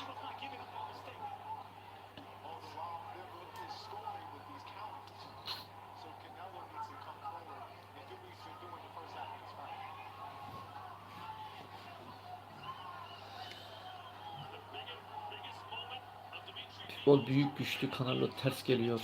Gol büyük güçlü. Canelo ters geliyor. Çok para bozdu Canelo. Abi Canelo Sergey Kovalev sanmış bu golü. Bu adam Alexander Usyk'i isteyen adama bakar mısın yani? Alexander Usyk doğrusunu söylemek gerekirse Dimitri Pivol'ü mahveder yani. Şu performansla.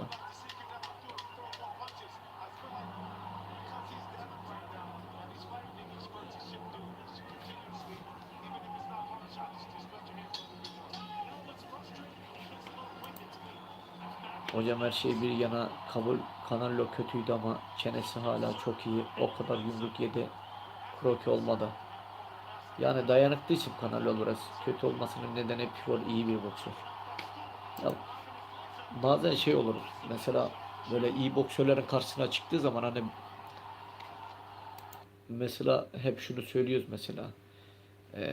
Ne onun adı? David Benavidez işte Canelo Alvarez yiyenler çok zorlu. Ben mesela hep ne diyorum? Karşısına iyi bir boksör çıktığı zaman o boksörün boksu gözükmez. Mesela bak Canelo Alvarez'in de boksu gözükmedi. Neden? Dimitri Pivol iyiydi, boşalıyordu ama burada tabii şu bir gerçek yani var olan gerçekleri konuşalım. Canelo Alvarez'in kapasitesi belli. Dimitri Pivol'ün de belli. Yani burada e, Canelo Alvarez performans olarak çok kötüydü. Dimitri Pivol de iyi çalışmıştı. Ha, Dimitri Pivol aldı. Şimdilik aldı. Bakalım bundan sonraki süreçte Dimitri Pivol nasıl maçlar yapacak? Karşısına şimdi iyi isimler de çıkacak. Mücadelesi çok yumruk atan. Örnek vereyim kim? David Benavidez. Örnek vereyim. Jermall Charlo. Errol Spence Jr. Bu tarz isimlerle de gittikçe karşılaşacak ileride. Yani bakalım o zaman neler yapabilecek. Önemli olan bu.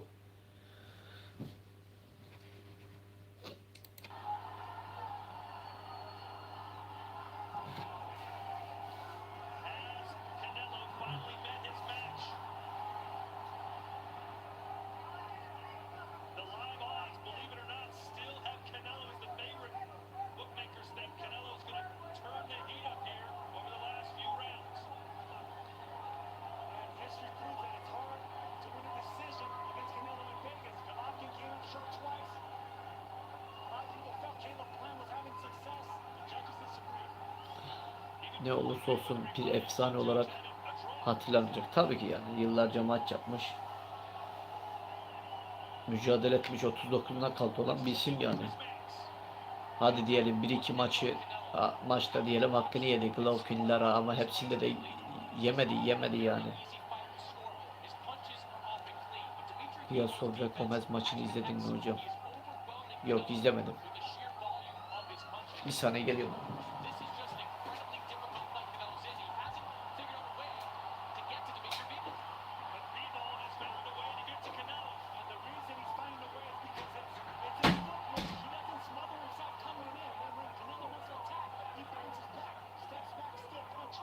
Now it's starting to look to me like Canelo bit off just a little bit more than he can chew. This is the second foray into light heavyweight division for Canelo. He knocked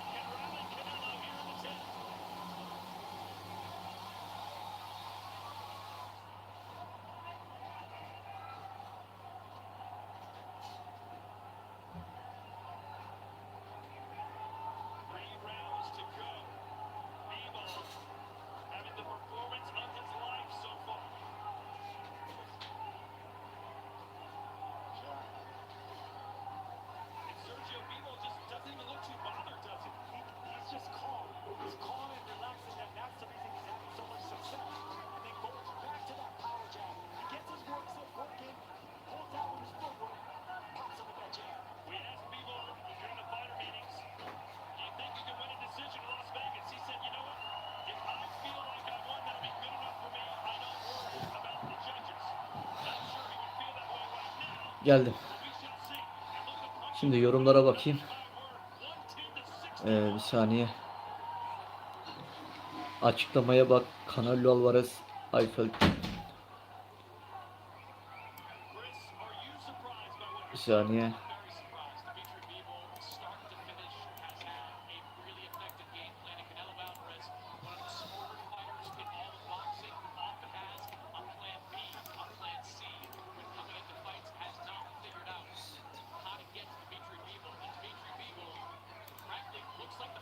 Aynen öyle. Yok yok, buradayım, yok. Abi Canelo vs Canelo maç olur. Bence Canelo için. Bu performansla bak ne diyorum. Bu performansla Canelo Alvarez'i, Benavidez, Charlo, Gennady Golovkin hepsi yener. Hepsi yener. Çok kötü bir performans. Bu şekilde ona meydan okuyan boksörlerin hepsi Canelo Alvarez'i yener. Buna emin olabilirsiniz. Çünkü o isimler nasıl söyleyeyim, sert vuran isimler. Şu andaki performansla Canelo Alvarez performansıyla iyi. Yani o refleksleri, o kaçışlarıyla, o güçlü yumruklarıyla ringde var. Yani bunlar olmadığı zaman Canelo Alvarez'i ringden silerler yani. Hatta güçlü olduğu zamanlarda bile yani Lara, Gennady Golovkin maçları, yani birçok Sergey Kovalev, yani onlar da kötü maç yapmadı. Sürpriz yumruk yediler. Knockout oldular belki ama yine e, çok iyi boksörler vardı Canelo Alvarez'e karşılaşan. Kovalev karşı kazanmaya yetecek kadar dövüştüğümü hissettim demiş Canelo.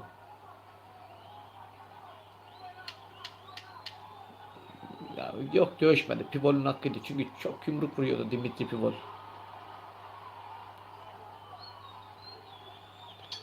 Şimdi Canelo Alvarez'da şöyle bir şey vardı arkadaşlar. Şimdi Canelo Alvarez hani diyor ya, dövüşüyor. Ne olursa olsun bu maçı puanlı ol. Bana verecekler zaten. Umurunda değil. Ama bazen ters köşe olabiliyorsun. Şimdi var olan biraz gerçekleri söyleyelim. Şimdi boksta ne var? Boksta arkanda güç yoksa ringde kazanamıyorsun. Bazen mafyalarda devreye girebiliyor. Hakemleri tehdit mi ettiler? İşte bu maçı, işte Pivol, sonuçta yani mafyalar var bu işe el atan, işte hakemlere derler ki bu maçta eğer bir aksi bir durum yaparsanız, işte Pivol'un hakkını yerseniz işte tehdit edilebilirler. Örnek vereyim, kimin hakkıysa bu maç ona vereceksiniz. Pivol kazandı mı Pivol'e vereceksiniz. Yoksa sizi işte şöyle yaparız böyle yaparız derler. Örnek vereyim, bunlar boksun içinde var. Belki Canelo Alvarez bundan habersizdi. Canelo Alvarez hani zaten hakemler puanla bana verecek diyordu ama bu şekilde bir şey, belki o da inanamadı yani.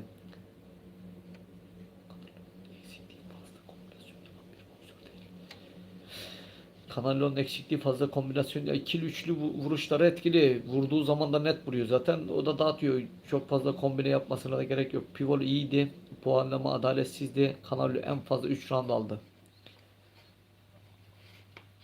Dimitri Pivot'u çalışan boksörün nasıl ki kondisyonu yüksek boksör ne yapıyor arkadaşlar? Dörtlü, beşli, altılı yumruklar vuruyor. Ne yapıyor mesela Dimitri Pivot? Tak tak tak tak tak. Bunu vuruyor ya. Niye? Kondisyonuna güveniyor. Kondisyona güvenmese bu beşli, altılı yumruklara vuramaz. Mesela çoklu yumruklara vuramaz. Mesela Dimitri Pivot ne yapıyor? Bak önceki maçlarına bakın. Bazen ciddiyetsiz maçlara olduğunu gördük Dimitri Pivot'un. Elini çok aşağıya düşürüyordu. Örnek vereyim, bazen ringde çok rahat, ama Canelo Alvarez maçında sürekli kolu yukarıdaydı. Sürekli sola iniyordu. Yani boksta her zaman şu var: yapılması gereken boksu yapacaksın. Boksta rakibine karşı hangi boksu yapman gerekiyorsa onu yapacaksın. Bunu yaptığında kazanırsın.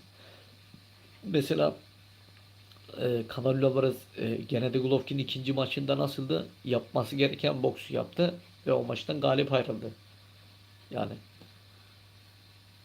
mesela Shakur Stevenson Oscar Valdez maçında Shakur Stevenson yapması gereken boksu yaptı. Mesela Oscar Valdez ondan önceki rakibine karşı, hem de iyi bir boksöre karşı kazandığı mücadelede nasıldı?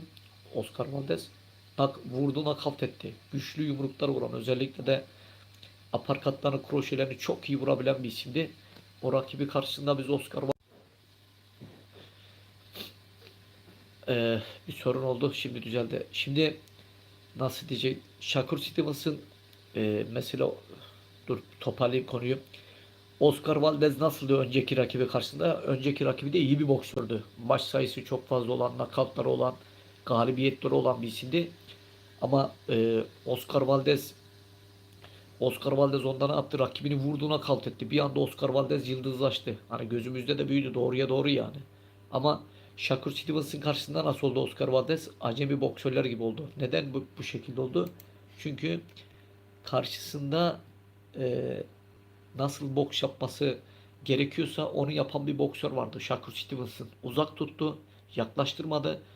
Performans olarak da Oscar Valdez de kötüydü. Aynı Canelo Alvarez'in durumu gibi çok kötü bir boks yaptı. Oysa aparkatlarını, kroşelerini muhteşem vurabilen bir boksör. Özellikle de kroşelerini ama o maçta göremedik.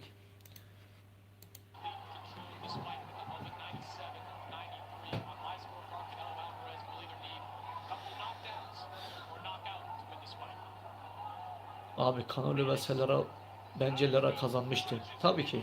O maç Lara'nın hakkıydı yani. Yumruk vuramadı Canelo Alvarez Lara'ya.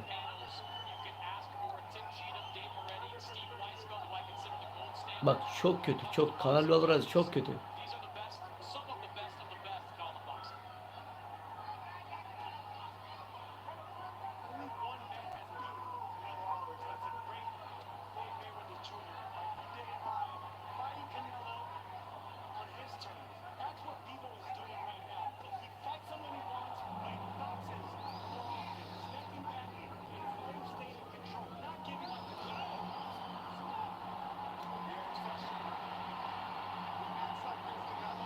Hocam yapayım merak ettim.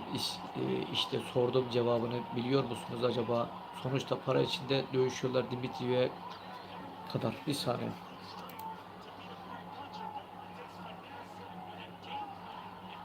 Dimitri şimdi yaklaşık ne kadar kazandı? Yani Canelo Alvarez'den çok çok aşağıda kazandı. Yani Dimitri Pivot. Mesela ne diyor? Yense de yenilse de şu kadar alırsın diyor. Tamam diyorlar yani. Yoksa maç yapmıyor kolay kolay. Canelo.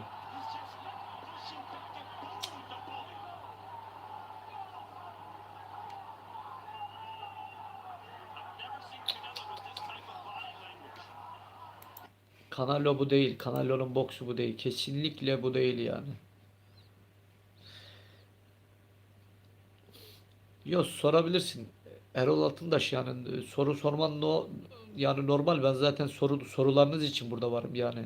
Siz soracaksınız ben cevaplayacağım. Siz yoksanız yani benim burada olmamın bir anlamı yok. Abi kanal döveler amaçlı.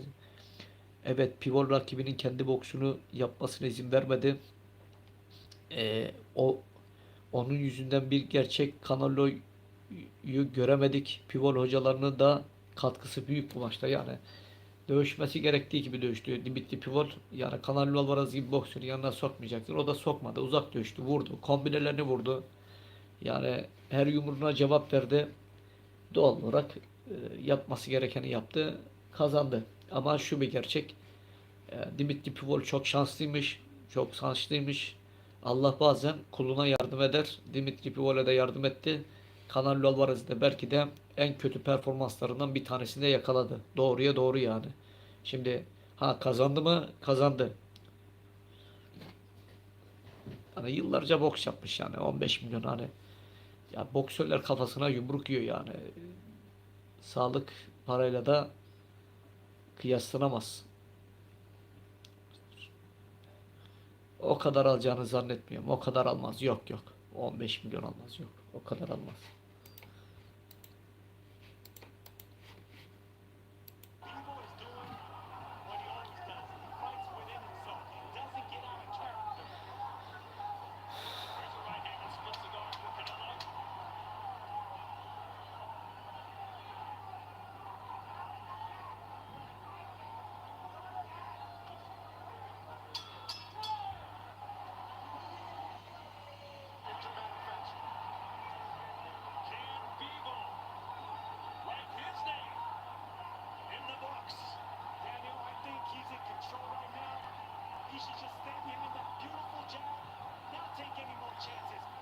Çok kötü maç ya. Bu sefer kim düz boks yapıyor biliyor musunuz arkadaşlar? Canelo Alvarez düz boks yapmaya başladı. İşte benim demek istediğim düz boks bu işte bak. Canelo Alvarez düz boks yapmaya başladı ve kaybetti. Bak düz boks bu işte. Dümdüz. Dümdüz. Mesela Dimitri Pivol bu maçta biraz daha esnek. Biraz daha ayak fentlerini kullanıyor. Örnek vereyim. Kaçışları var. Yani bu sefer Dimitri Pivol iyiydi. Bak kombinelerini çok iyi vuruyor direklerine bak. Dimitri Pivol. Was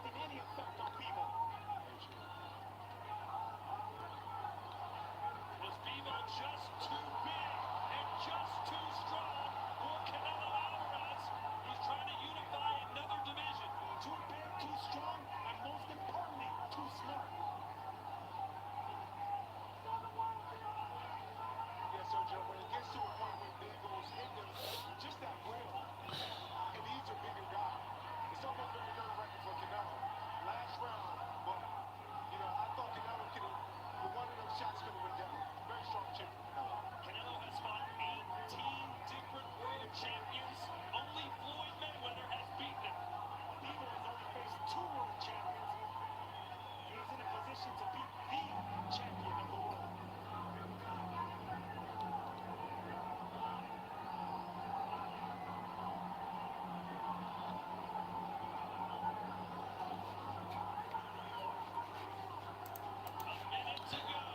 Caleb Plant 10 milyon almıştım. Kaybettiğim halde demişti. O da almıştır o zaman.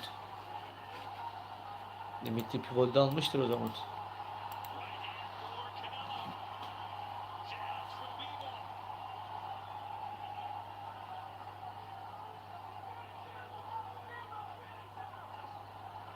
Canelo is known to take on big challenges, fighting the best. Might have bit off too much than he could chew here tonight.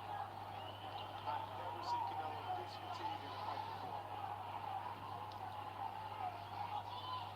Uppercut block this time. Erdal abi Canelo'yu yendi nasıl almasın? Yani aynen öyle. Şimdi Caleb Plant aldıysa o da o kadar almıştır yani.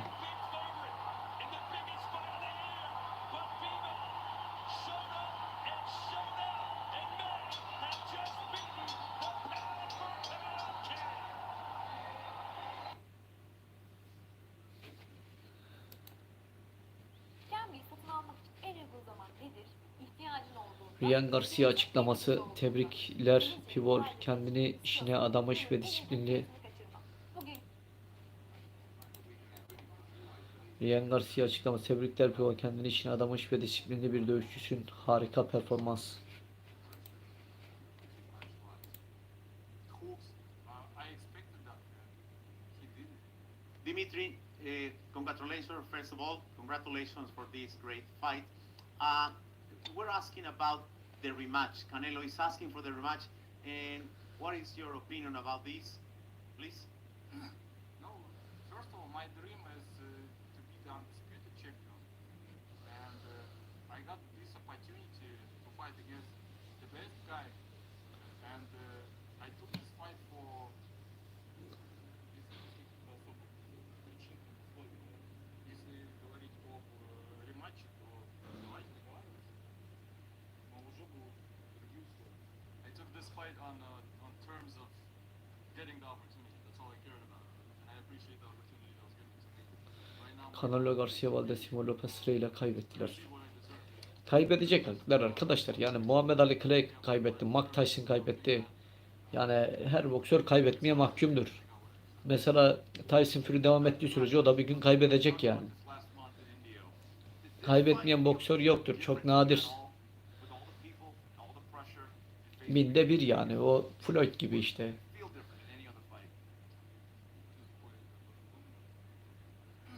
Yeah, it was different, of course, because all week I was sitting in my room and it was boring, you know. I can't went out the room and I tired about it, you know.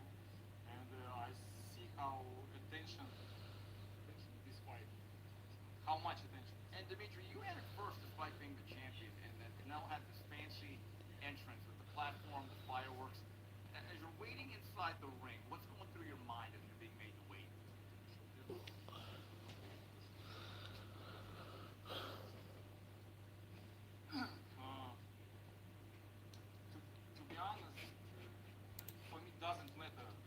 Garcia ve Valdez, Simon Lopez vs. Gabdi. Abi Cervanto vs. Garcia kim kazanır sence? Doesn't matter. I just wanted this fight. I just Cervanto Davis Garcia maçında against me. Doesn't matter which yani sound. Cervanto ikisi de iyi boksör. İkisi de özellikle ikisi de gitgide kendini geliştirmiş iki boksör. Doesn't matter what. Sanki Cervanto Davis bir tık daha önde gibi. And when he was going to the ring, and I heard the crowd, and I really enjoyed how crowd was yelling. You know, I see on the stadium and was enjoying. No, I didn't. But I just said him. He's a really great champion. I respect him. He gives me a lot today. He gives me gave me Floyd çok Canelo Floyd çok akıllı davrandı. Başka sikletlerde maç yapmadı. Yoksa o da yenilirdi. Aynen öyle. Ya zaten şimdi arkadaşlar Canelo'nun kafası uçuk olduğunu şuradan anlayın.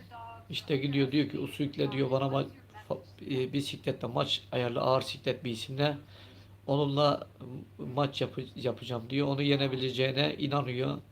Yani normalde aklı yerinde bir insan bir ağır siklette maç yapmak ister mi yani? Orta siklette bir iş. Congratulations, Ama guys.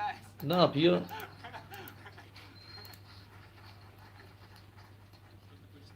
But who didn't believe in me, it's just their opinion, and I appreciate them that they bet on Canelo, they believe in Canelo, and it's normal, you know.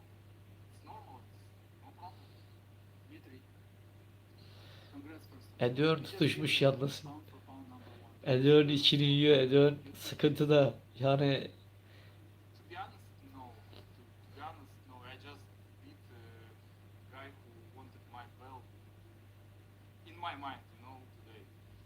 And he was super middleweight. Yes, he had a belt in light heavyweight, but I don't feel myself that I'm the king today.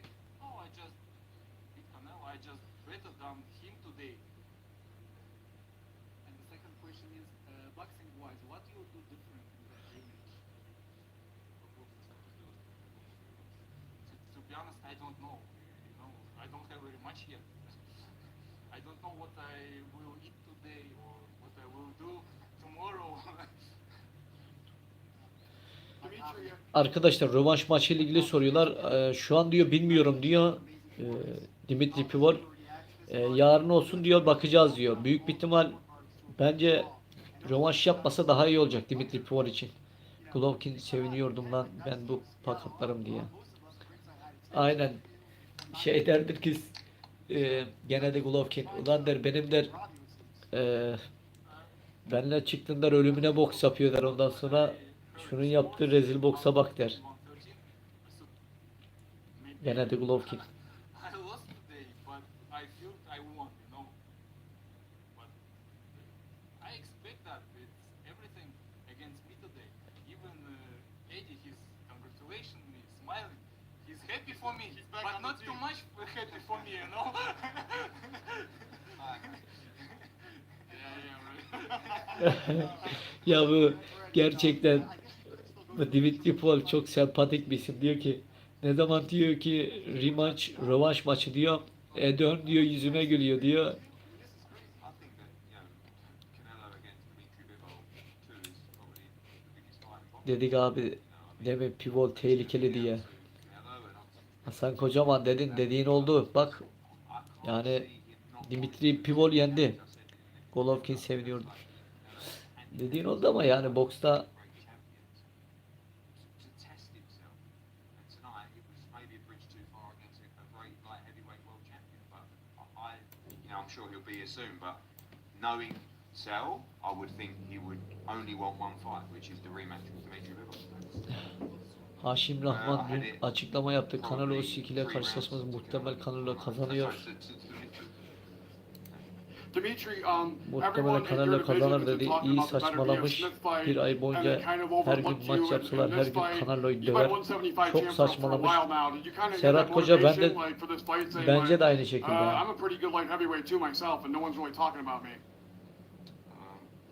У тебя есть такое мнение, что ты тоже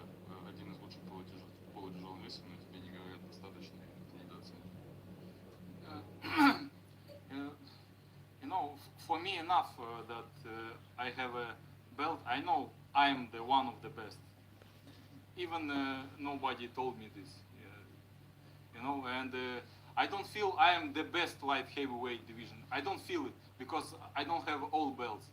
You know, if I have all belts, I will feel myself I am the best. But now I am one of the best. Dimitri, Willie Ramirez with the Associated Press. Coming in, we know you had the height and the reach. At what point in the fight did you know that it was frustrating him and you were in control regardless of the power punches he was trying to land? В какой момент ты почувствовал, что ты контролируешь бой, независимо от того, что он пытался там сильными ударами попасть? I think from the end of the fight,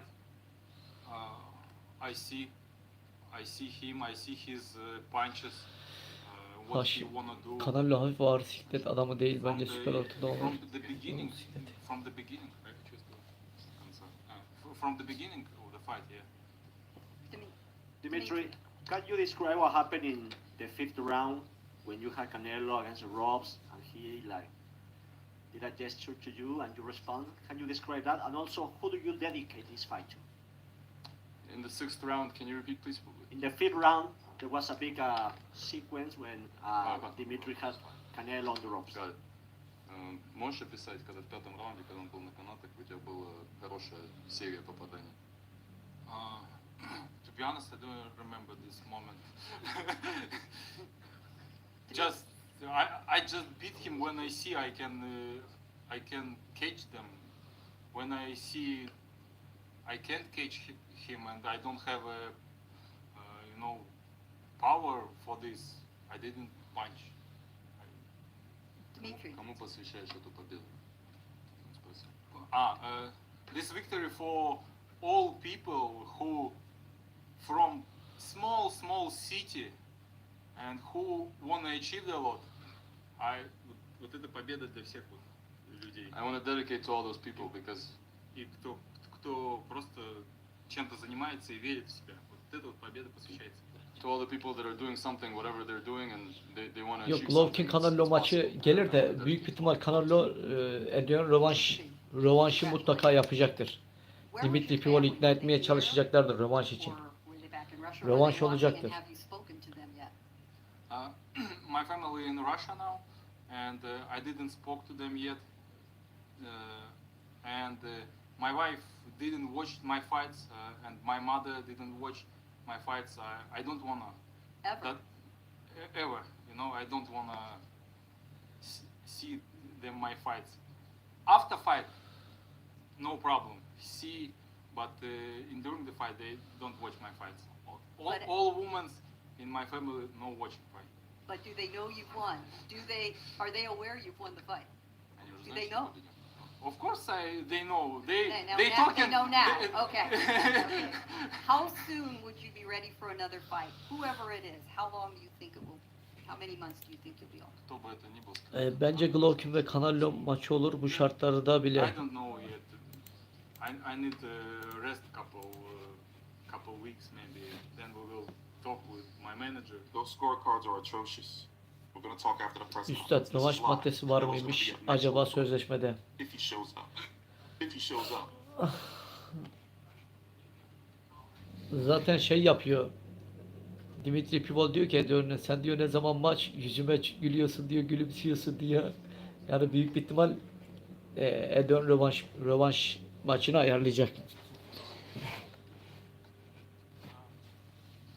You know, that he will punch me hard, and I was ready for this.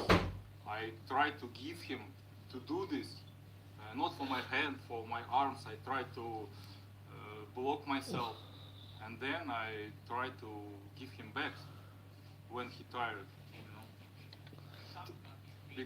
because we had a good sparring partners,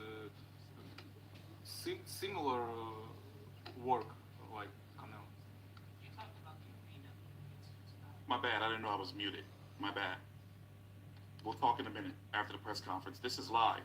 Canelo's supposed to be next if he shows up. But we'll talk after the press conference. Ощущение, что весь мир против тебя. Или no, not new. I know how people loves Canelo, and it's normal. You know, he's the really biggest fighter in the world. He's the champion for four. He has 4 belts, and of course,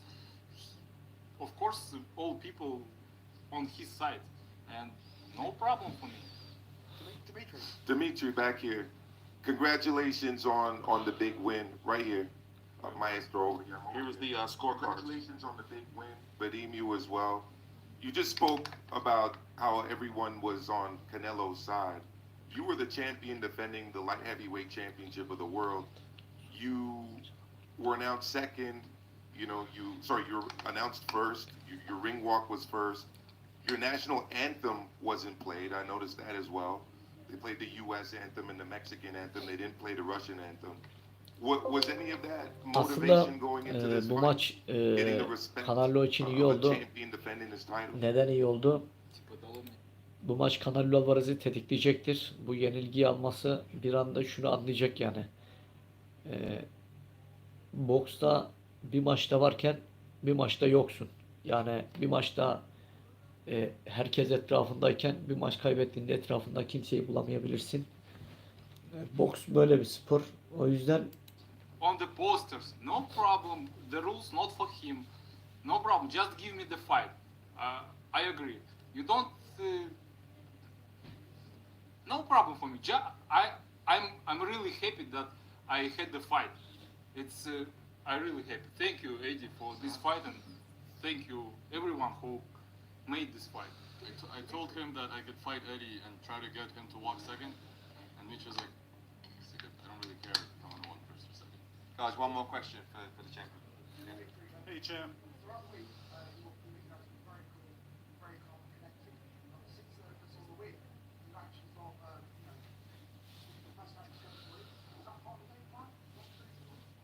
Eddie'nin morali çok bozuk He Eddie'nin. said the beginning, sorry, that's right. Eddie'nin morali çok bozuk.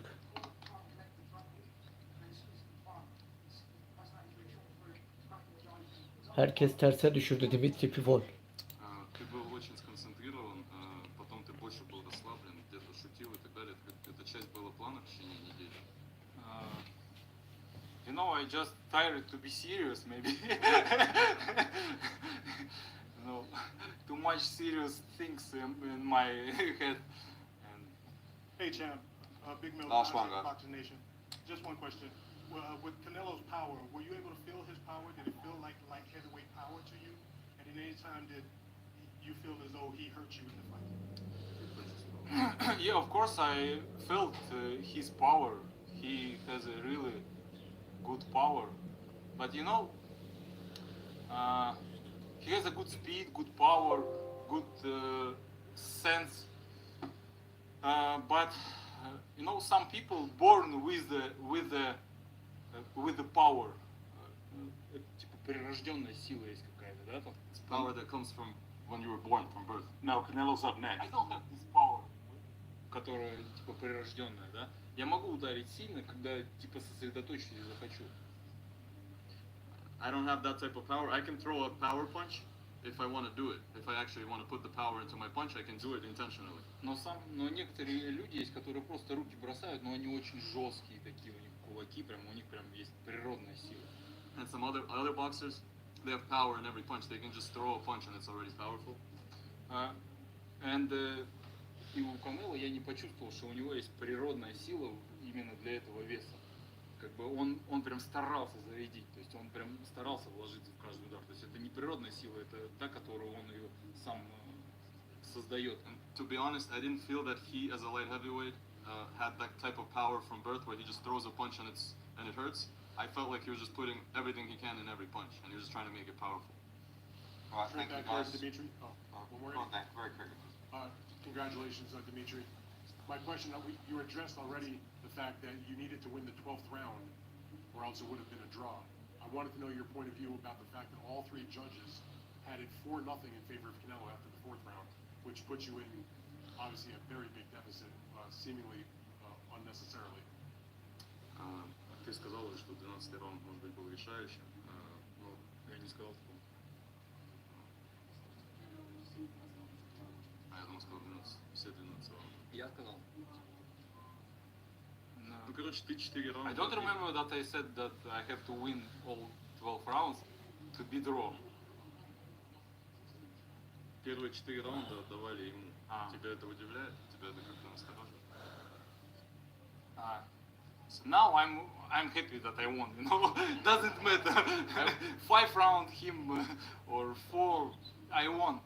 I walked You know. into the ring And you know, I felt I won this fight, and when I felt that people see I won this fight, it's great. You know, it's better when you feel that people see you win.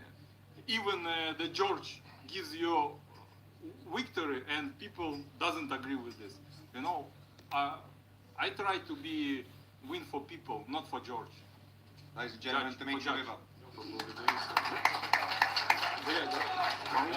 Bivol. Like that, would he have versus Canelo?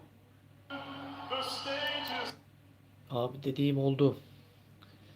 Halil İbrahim Yazıcı dediğin oldu, aynen öyle. Akşama canlı yayına gelin arkadaşlar. Akşam saat 9 gibi canlı yayın yaparız, maçla ilgili konuşuruz. Akşamki canlı yayında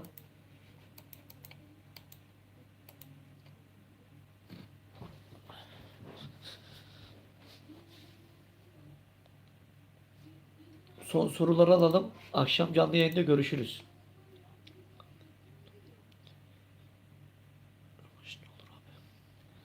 Rövanş.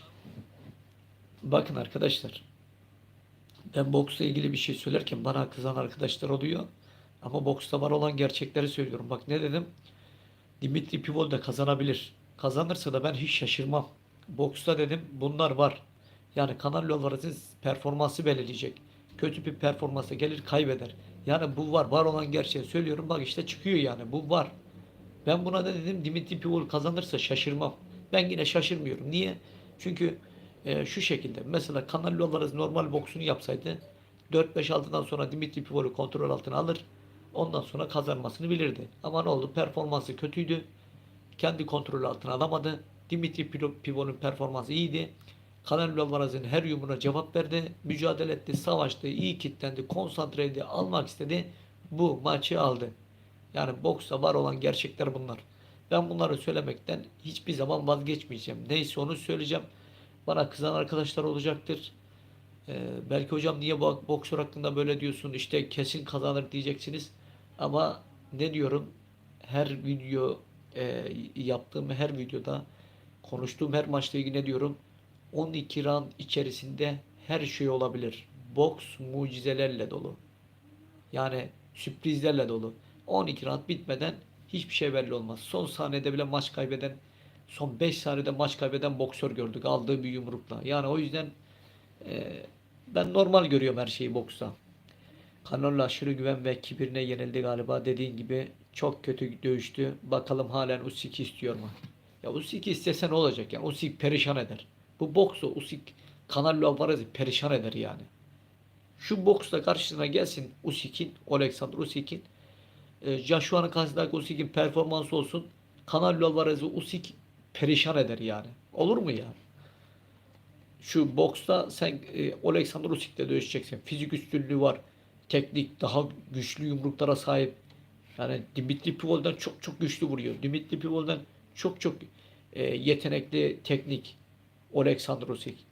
Yani boksta herhalde bilmiyorum yani Canelo Alvarez artık boksu çok mu hafife almaya başladı. Hafife aldığın zaman da bedelini ağır ödüyorsun yani cezanı çekiyorsun. İşte bak Dimitri Bivol ona ceza oldu yani. Bu olmaz. Yani buna çok dikkat etmesi gerekiyor. Özellikle de Canelo gibi süperstar bir boksörün, herkesin gözü üzerinde olan bir boksörün yani antrenmanlara, bu tarz maçlara dikkatli olması gerekiyor. Canelo'nun dayanıklılık ve gücü Bivol'dan fazla ama o sikletin adamı değil. Bakın arkadaşlar. Ters kart. Aynen öyle. Bakın şimdi. ben size var olan gerçekleri söylüyorum. Yani Canelo Alvarez düz boksör değildi. Düz boks yapmıyordu. Ne oldu? Yeniyordu. Kaçıyordu. Çıkıp vuruyordu. Kandırıyordu. Ayaklar oynadı. Bu maçta bunların hiçbir şeysi yoktu. Düz boks yaptı. Bu maçta Canelo Alvarez. Dimitri Bivol biraz daha esnekti. Normal boksunun biraz daha dışındaydı. Düz boksunun dışında ayak pentlerini yapıyordu. Örnek vereyim, kaçışları iyiydi. Ayaklarını daha sık kullanmaya başladı. Bu yüzden de ne yaptı? Canelo Alvarez'e karşı Dimitri Bivol üstünlüğünü gösterdi. Kanıtladı. Ha, maç aldım hakkıyla. Hakkıyla maç aldı. Yani zaten Dimitri Bivol hakkıyla gelip Canelo Alvarez'in evinde Canelo Alvarez'in zaten maç alamaz. Hak etmese, yani %85, %90 hak etmese Canelo Alvarez'in evine gelip Canelo Alvarez'den öyle hakkın olmadan maç alamazsın zaten. Ama benim şaşırdığım bir konu var ki şu. Yani bu maç puanla Dimitri Bivol'e nasıl verdiler? Ben gerçekten şu an hala şoktayım. Bunun şokunu hiçbir zaman atlatamayacaktım. Madem bu şekilde puanla maç veriyorlardı, Eristan'da Lara'ya o maçı niye vermediler? Yumruk dahi vuramadı Lara'ya. Yani yumruk bile yemedi. 10 numara boks yaptı. Bence Dimitri Bivol'den bile çok çok güzel boks yaptı Eristan'da Lara. Çünkü Canelo Alvarez o zaman güçlü zamanıydı, diriydi. Yani yakalayamadı. Eristan'da Lara'yı yakalayamadı. O da aynı Dimitri Bivol gibi kilitlenmişti Canelo Alvarez'e. Ben de mesela Golovkin birinci maçı aynı şekilde, yani bilmiyorum. Boks mu yani? Boksta şimdi doğrusunu söylemek gerekirse boks ringlerinde hak yeme olayı var kardeşim. Yani boks ringlerinde bunlar var. Var olan acı gerçek. Var mı? Var. Bitti yani. Bu var. Bir boksörü örnek vereyim, derler ki bu maç buna gidecek. Yani diğerine bir, öbürüne iki basarlar. Yani bu işler böyle. Mesela basmayacağı puana bile basar adam. Yani der ki vurdu der. Üçün net yumruğa basar. İki tanesi de normal bir yumruğa basar. Yani bu işler böyle. Boksta bunlar var yani. Acı ama gerçek. Yani boksla ilgili size öyle şeyler söylerim ki size, yani aklınız durur ama söyleyemem. Söylersem ne olur biliyor musunuz arkadaşlar? Yani olay çok farklı yerlere gider. Artık beni hain ilan ederler. O yüzden söylemeyeceğim. Söylemeyeceğim. Pivol Eddie'nin boksörü olduğundan olabilir.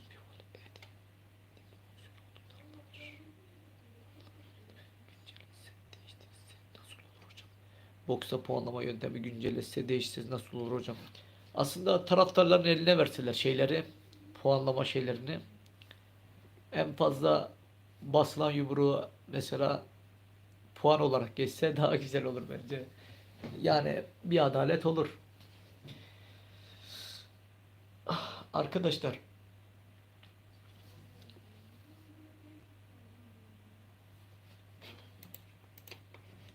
şimdi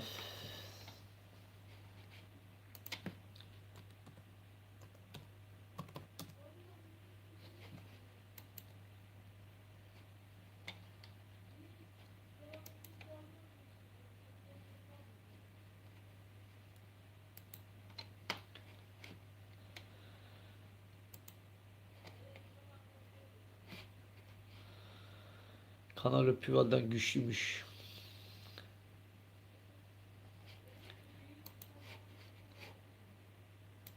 Yani demek ki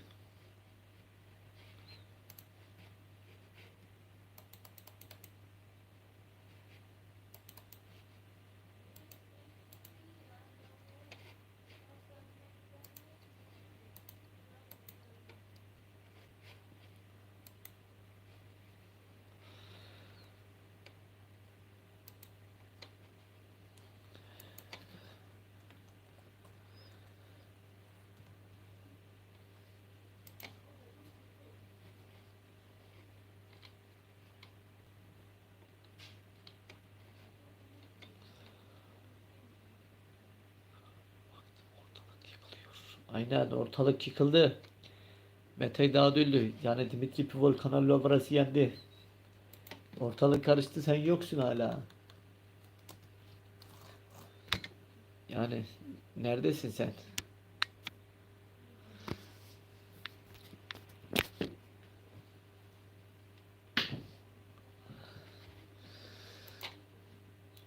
Pivol ne yaptı ya? Dimitri Pivol her yeri dağıttı, yıktı ya. Dimitri Pivol her yeri dağıttı, yıktı. Ortalık karıştı aynen. Rövanşta iyi ciro yapar. Pivol rahat 15 milyon. Aynen öyle. Kralı tahtından etti Pivol. Aynen. Kral tahtından indi. Biz hep söylüyoruz. Canelo ciddiyete al. Canelo ciddiyete al bu Dimitri Pivol'u. Bu Pivol bence aslında Canelo'ların çok zorlanacağı bir isim değildi Dimitri Pivol şahsen. Benim görüşüm.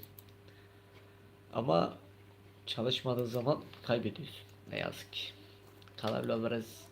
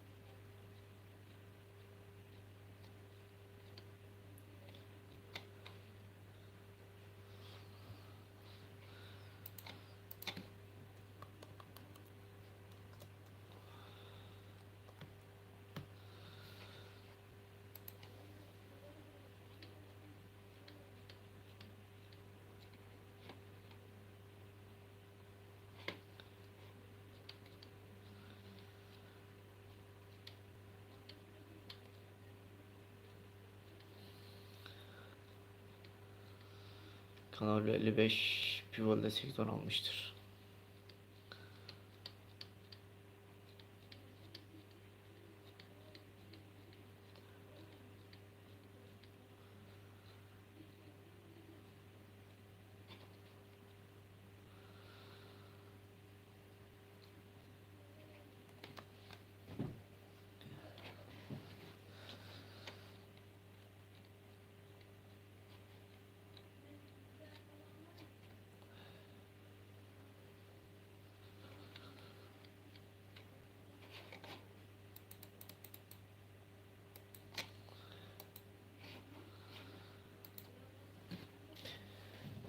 Arkadaşlar görüşürüz. Akşam 9 veya 10 gibi canlı yayın olacak. Akşamki canlı yayında görüşürüz. Bu maçı tartışırız, konuşuruz. Fanların yorumlarına bakarız.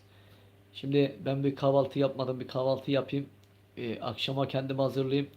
Biraz da bilgiler edineyim. Canelo Alvarez Dimitri Pivol ile ilgili konuşmalarını falan bir bakalım neler söylemişler, ne yapmışlar. Akşam hep birlikte görüşür, maçı tartışırız. Kendinize iyi bakın. Hoşça kalın. Ben de biraz uykusuzum zaten. Görüşmek üzere.